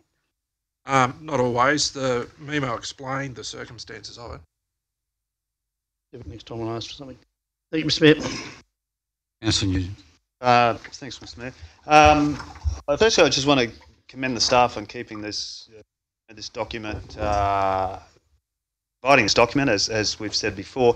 And I think this is the first time it's combined the two the questions on notice and notice of motion in one list. Last time they were separated, and I think that's really useful. So thank you to staff for all the work in putting that together. I had a question about the Aussie Night Markets event that we talked about, I think, at the last council meeting, and there was a bit of a divergence of opinion about whether we should support that event or not. It went ahead, and I note that on page 21 it says that the event completed, obviously, and feedback to be provided. Have we received any feedback about the Aussie Night Markets as yet, and when are we will that will be provided to councillors, I assume, when it is? There'll be a report that comes back with the numbers and so forth, but there's good anecdotal evidence that the Moses was very successful. Crowds were very good. Councillor, the food was good. Councillor Taylor's next. Follow up. Councillor Duffy has raised the issues as far as the first two questions, which were on the 15th May, in regard to swimming issue, I'm led to believe through emails there's a meeting on Thursday. I won't be attending that. I mean, the point is, why are we having a meeting for one? That was a resolution of council. Not only was it a resolution of council once, there was a democratic vote taken again for a rescission motion. I know, Mr Mayor, you may say, well, it's about explaining policy. That's fine. I support that. About explaining what council policy is, well done. If people are confused and they don't understand what the policy, the formation of the one club involves, yeah, look, that's being transparent, and it's certainly doing the right thing by the swimming community. But why, Mr Mayor, in one of your correspondence of an email was the option of a rescinding of that decision? That was specifically I think I tried to explain that to Councillor Stance. I may have used the wrong word. No, Mr Mayor, I've got the floor and I'm asking the question. It was a democratic vote, and there was a rescission motion which was defeated.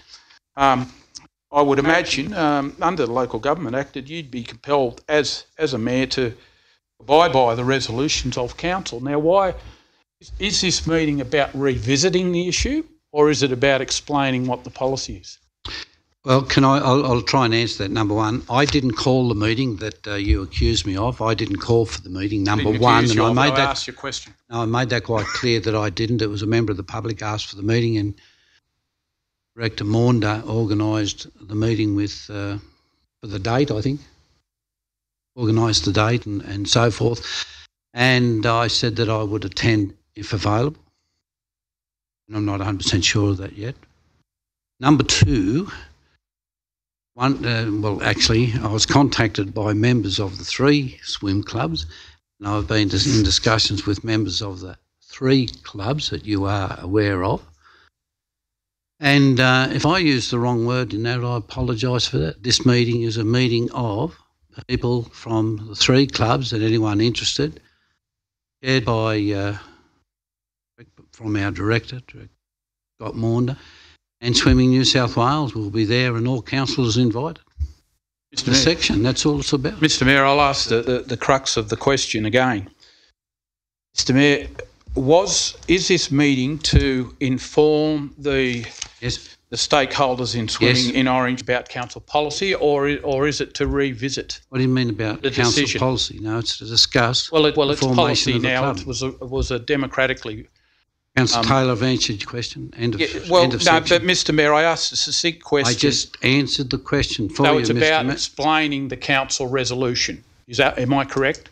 I don't know exactly what will be brought up. I think Councillor Moore It won't be discussed. has a agenda that I think you've sent out to Could everyone. I get a straight answer, Mr Mayor? Could I you just said tell he me, has a Mr Mayor, could you just tell me, will a discussion take place? Point of order, Councillor Taylor. To rescind it. Point of order, thank you. Take your seat. Take your seat, Councillor Taylor. That's the second warning. That's the third warning, Councillor Taylor. I will remind you of your obligations under Code of Meeting Practice and Code of Conduct, and I will not put up with this any further. It's 4th time. And I want to make it quite clear that I've warned you 4 times. I'm entitled and to I ask answered a your question, question. Mr Mayor. Thanks, Councillor Taylor. The next one will be out. Councillor Ask your Milletta. question. Ask your question. I'm just a little bit Please refrain. confused, and I would like some clarification from the director as to what this meeting's actually about. I know that all councillors received an invite, but I'm confused as to whether there is attempt to have a rescission with regards to the decision. I mean, I'd like to make that clear what the meeting's actually about, because I don't understand why there's a meeting and why councillors would be invited, something which has already been decided upon. Mr Moore. Through you, Mr Chair, I'm not 100% sure, Councillor, as to B is the precise answer. I was requested by a member of the public to organise a meeting with Swimming New South Wales and its clubs, and to discuss the formation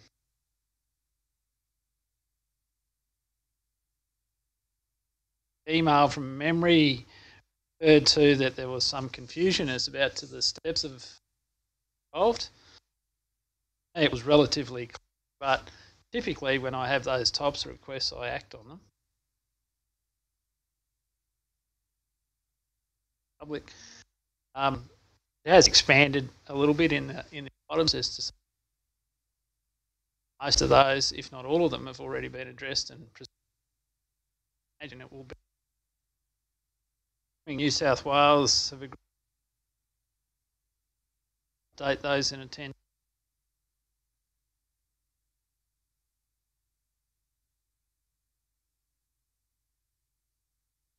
Just quick, two things, Mr. Mayor. The first thing is I don't have any problem with any swimming group, I don't care which one it is, having a meeting and discussing what are the pros and cons about whether they want to join or whether they want to go elsewhere or whatever they want to do. That is a very democratic option that is available. And as far as I'm concerned, that's what I'm understanding that's happening, and I accept your response. I want to go back to Councillor Nugent's situation as regards to the Aussie night markets. Let me tell you, I was overwhelmed with the responses I received from that. It was absolutely two fantastic nights. People catching the buses said it was absolutely great. People I saw in the streets said it was absolutely fantastic. They went to a show that was family orientated, and it wasn't wine and being shoved down their throats and things like that. Now, I'm not complaining about the markets we have over here with their wine tasting and all those type of things there, but it was something else that was provided for people in the city, and the people in the city turned up in their droves, far more than what's on the other things. So they were really, I think it was absolutely fantastic that we actually provided something like that. Just a question through you, Mr. Mayor, to the Director, Mr. Maunder. Just with the swimming club, so we've actually got a resolution of council. Where are we at by moving forward now, creating that club? Because we have one club who's basically said they're prepared, they're ready to go. What's the next step? Through Mr. Chair, so ultimately Swimming New South Wales required for a swimming club, one of the two. Resolved prior to the form.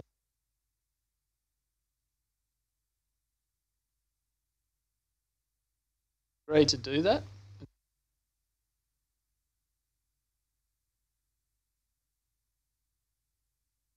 Members for a meeting.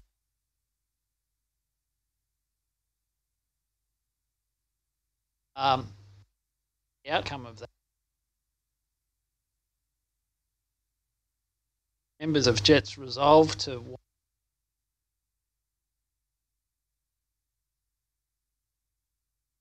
Wales because I understand that in the first.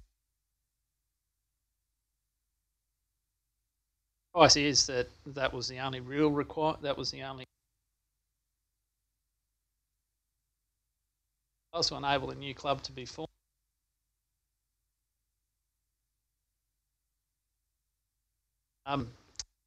That board meeting should they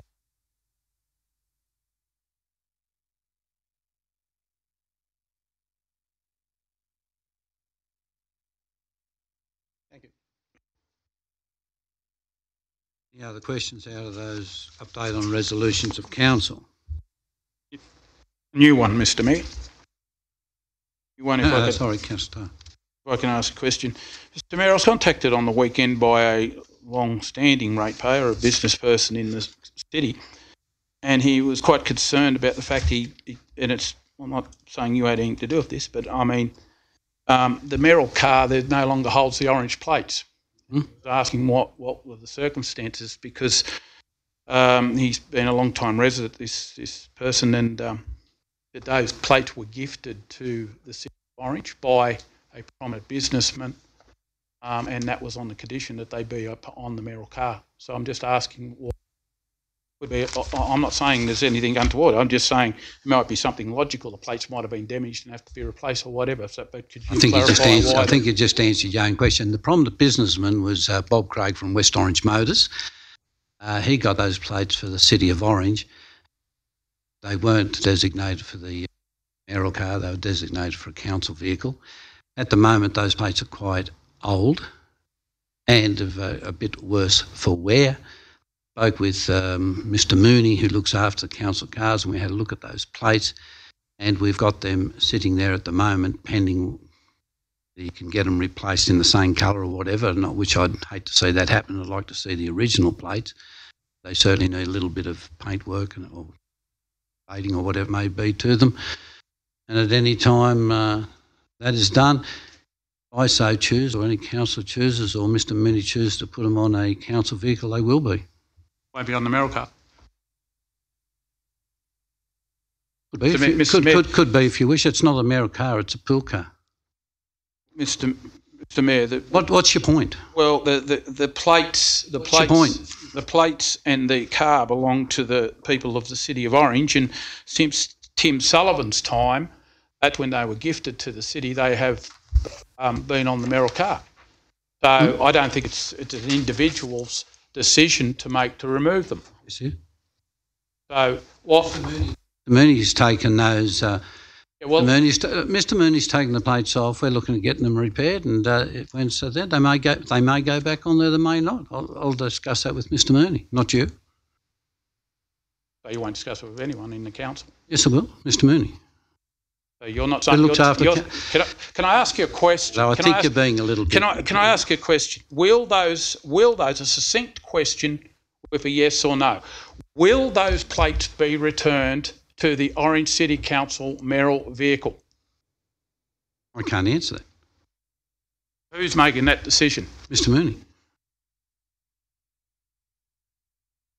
He looks after council vehicles.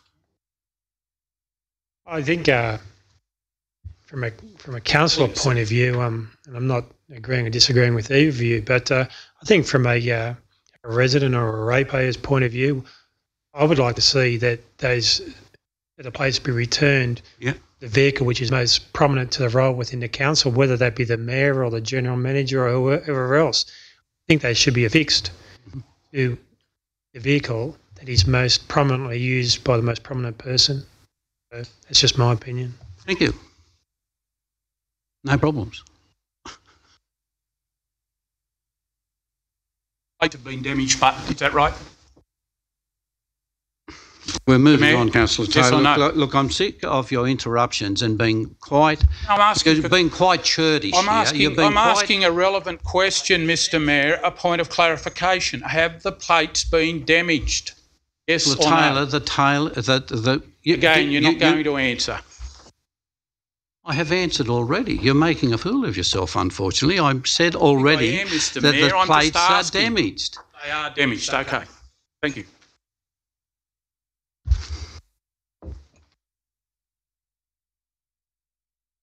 I'll put that motion. All in favour? Aye. Thank you. Statement of investments, 5.2.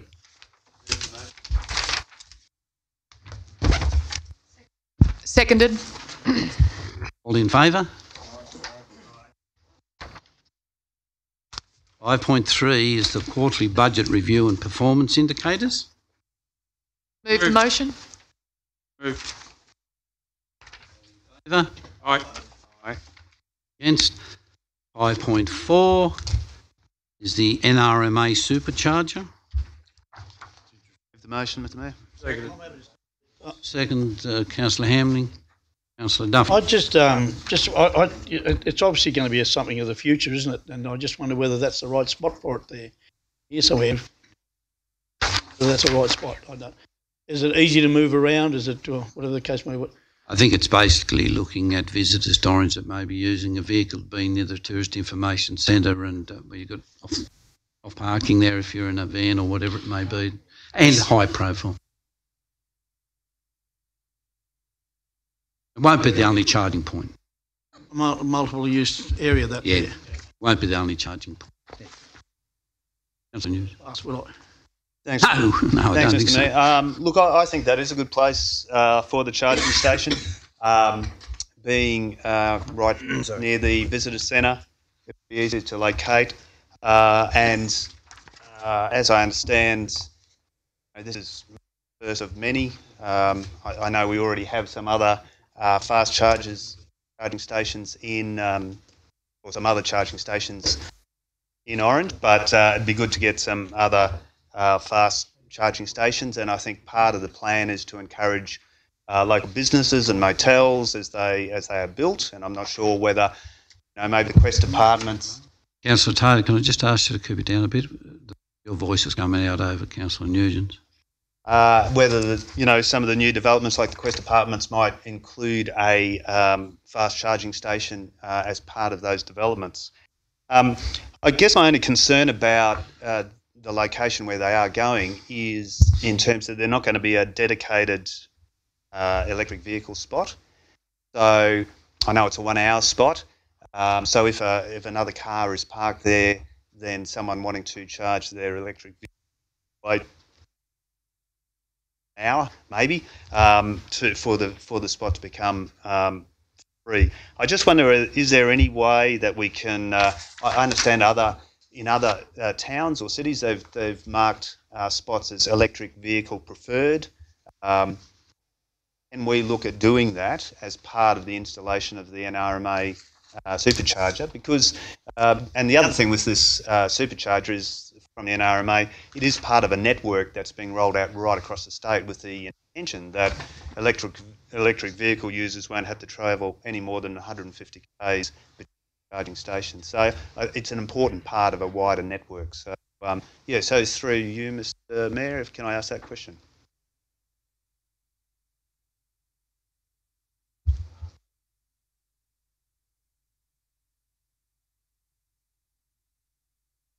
Got to take it down the back here. If I through the chair. Thanks, Jay.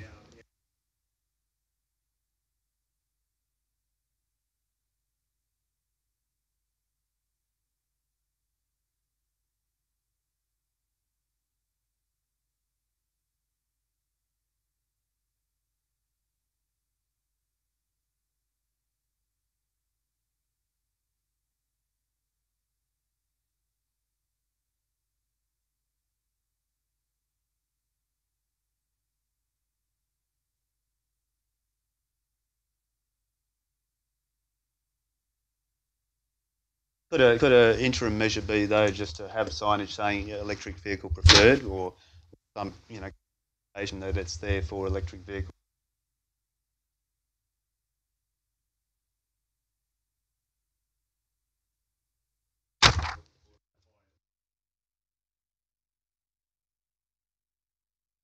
Not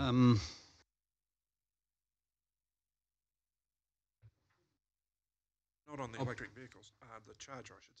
Sorry, all in favour? Oh, sorry, I've got another question, sorry. Another question here. It says here that council provides some cabling, but that hasn't actually got a cost to that to council. Is there any idea of what council? Yep.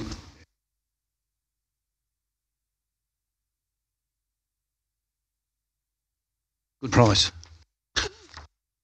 All in favour? Thank you. If I may make a comment relating to this item, but I think it's an excellent example working with the NRMA, who've approached council to deliver a great opportunity for Orange, but particularly it aligns with the item still to come, but the air quality monitoring station, and most recently the opening of the Toll New South Wales Air Ambulance site. Particularly like to congratulate the council's staff. Comments that I have heard, particularly from the General Manager of Toll and the number of New South Wales Ambulance, particularly the Commissioner, who really emphasised how vital councils work with them in developing that site and really providing that outstanding facility for all of Western New South Wales, is really highly commended. So I'd like to thank the staff particularly for that. And if the Mayor, I think this shows a vision of Orange in terms of working in these public-private partnerships, whether it be NRMA or the Office of Environment and Heritage, but also working with places like Toll and New South Wales Ambulance to provide such outstanding services. And I think that's a real vision for Orange for the future. Congratulations.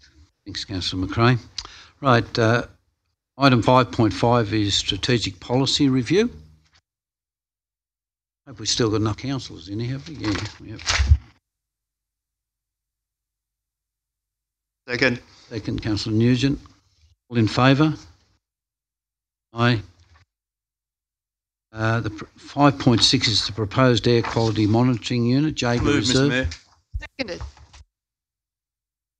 Look, if I just may, in discussions there today, they're just following up. I thought possibly, if we can, don't know, but whether they incorporate into this one of those pollen things like they have in Sydney that measure pollen counts in the air, particularly coming into early spring. A lot of people suffer from hay fever and possibly other allergies. I know they have somewhere in Sydney they do it. Because television, it says pollen count is high today. Doesn't mean they have one. They might just do it, you think. I've asked that, and the other one was possibly, I don't know, does that sort of electronic stuff measure inversions? Yeah, no, I was talking to, they're looking it up. All in favour? Aye. Thanks. 5.7 is the Cargo Road land. Oh. The recommendation. Yeah, 5 points at Cargo Road land acquisition. Moved Councillor Turner, seconder. Yep. Councillor Duffy, all in favour? Aye. Follow up a question on that, Mr. Chairman. I always get concerned about Cargo Road and Ploughman's Lane down there. I just want to reiterate the fact is I just hope there's enough room down there for a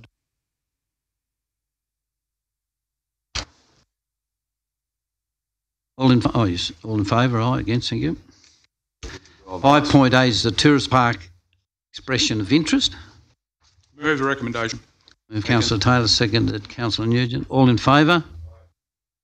5.9 is the Council Pound Services. Move the recommendation. Move Councillor Nugent, seconded Councillor Hamling. All in favour? Aye. Yes, thank you. Councillor Nugent. Thanks, Mr. Mayor. I'd just like to commend the staff and the Canobolas Pet Hospital for the work on this. It's been since the RSPCA through from some of the service provision in this area. I know that the council staff have been working hard to come up with a solution. Canobolas Pet Hospital have been very helpful and constructively involved, and I just want to commend everyone on the work that has gone into getting us to the point where we're at the moment. All in favour, sorry. Against 5.10 is payment of legal expenses of councillors.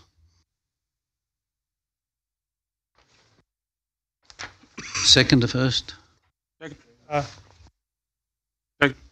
Councillor Taylor. Councillor Milletto. That's all.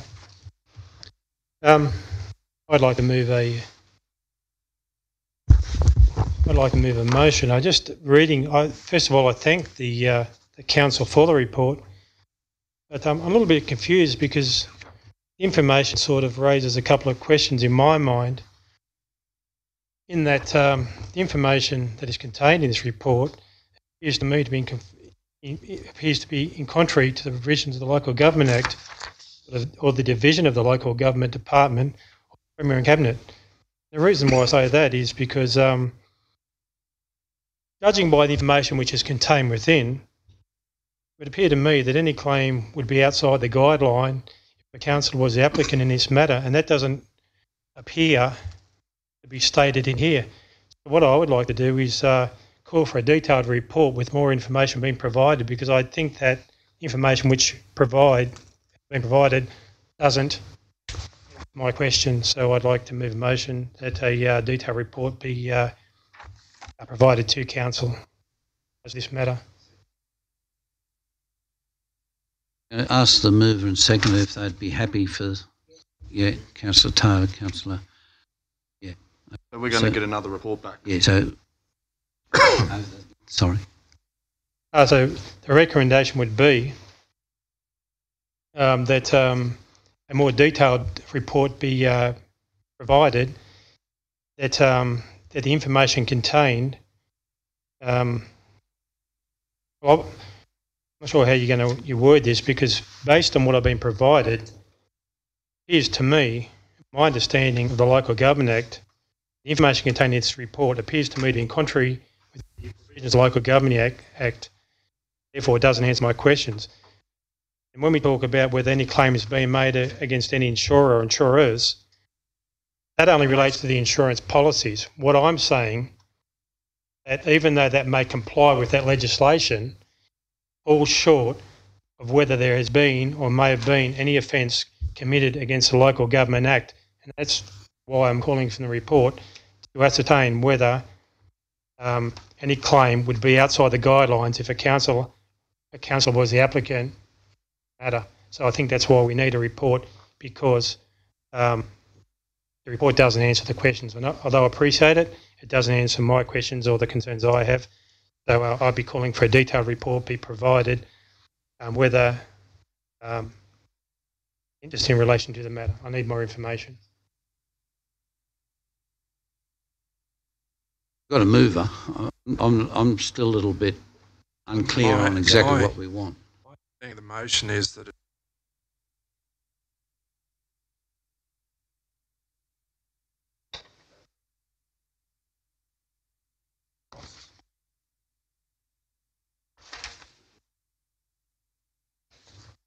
Yeah, the letter which came back from the Office of Local Government addresses that issue, but it doesn't issue or touch on the fact, second part of the question, which should be whether it's in contravention of the Local Government Act. That's what I'm asking for more information on. So you are saying on page, so on 351, you're saying in the last 5 years there's been a claim. Yeah. You want to know what the claim was for. Yes. And page 352 touches on the fact that it appears to be within the guidelines of the question asked, but my question is, be in line with that, but is it in line with information, sorry, is it in line with the regulations, I guess, of the Local Government Act? In my opinion and my understanding of the Local Government Act, that it's in contrary to the provisions of the Local Government Act, because of who's made the claim.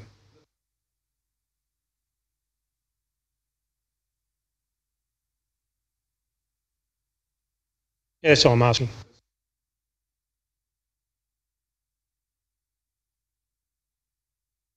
Yeah. Something more broad. Happy to do that. Happy with that, Councillor? I'm happy with that. Okay, all in favour? Aye. Thank you. Mr. Mayor, question. Could we also have, well, the General Manager may be able to answer it for me, on legals. Council recently had a briefing which entailed a number of practitioners. Do we have an exact cost on that briefing? That's a briefing earlier on there. Yeah, could we get a report back with the exact costings of that briefing? Report on the council.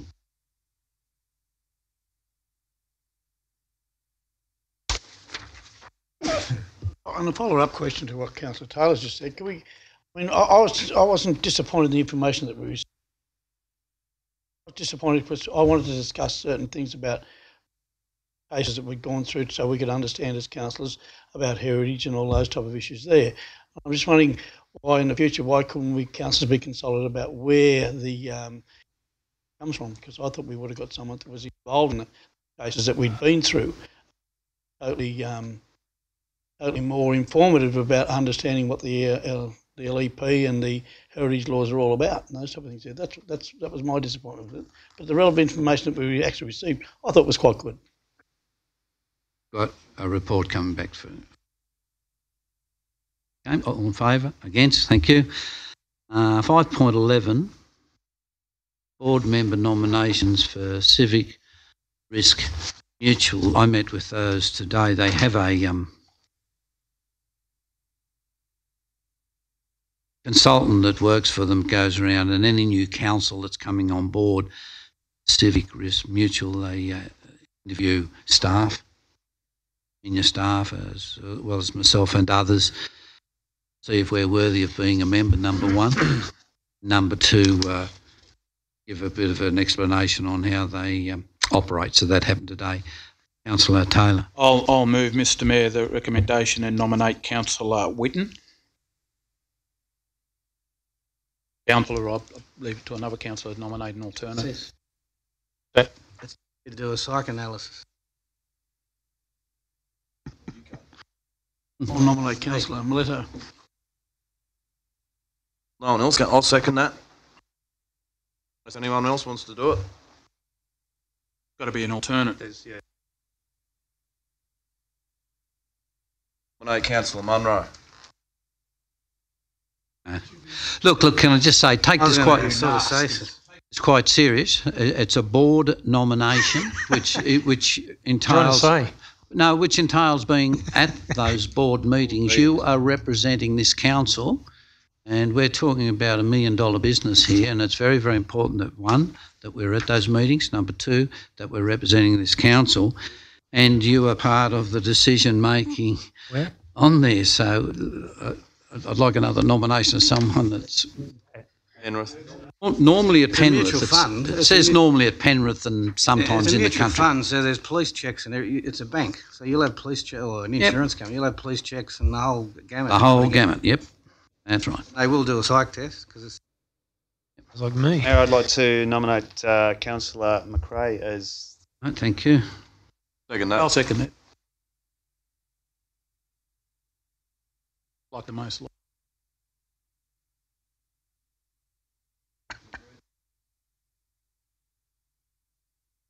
Who was the nominator, sorry? Councillor Nugent. Councillor Nugent, and second, Councillor Taylor, yeah. All in favour? All right. Yeah. First meeting is, I suspect that won't be all that far away. Or actually, the General Manager will fill us in on what... You both pass. Manager will advise the council. Mr Mayor, just before we go into committee, if I could just ask the General Manager, could I and thus, therefore, all councillors be provided with the relevant documentation from the RMS over those plates?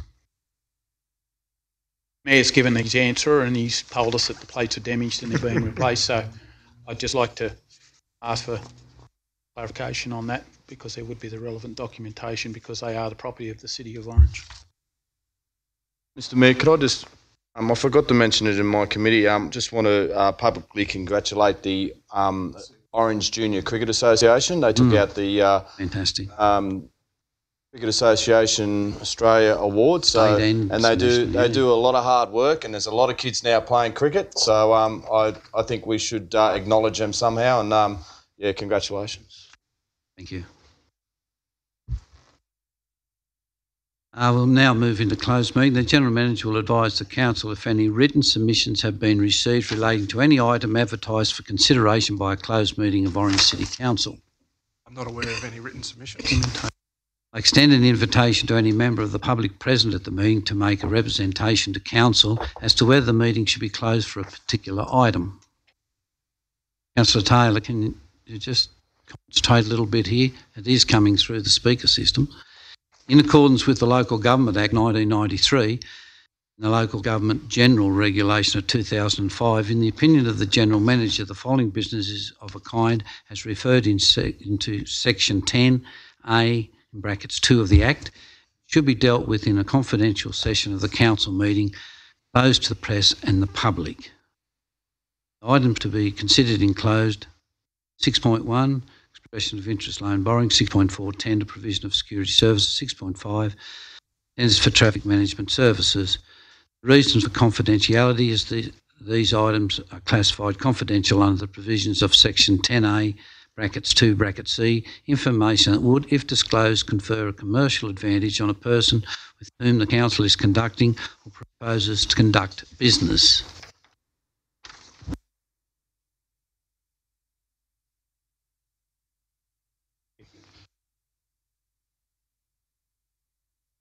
And Part B is 6.2 and 6.3, request to write off bad debtors account 3207.52 deceased estate, and 6.3, request to write off a bad debt Avdata Airport account Air Freight Solutions. The reasons for the confidentiality: this item is classified confidential under the provisions of Section 10A, brackets 2, brackets B, the personal hardship of any resident or ratepayer. 6.6, tender maintenance of fire protection systems and equipment. The reason for confidentiality: this item is classified confidential under the provisions of Section 10A, brackets 2, brackets D, brackets I, commercial information of a confidential nature that would, if disclosed, prejudice the commercial position of the person who supplied it. ask members of the public to vacate the chamber. Thank you.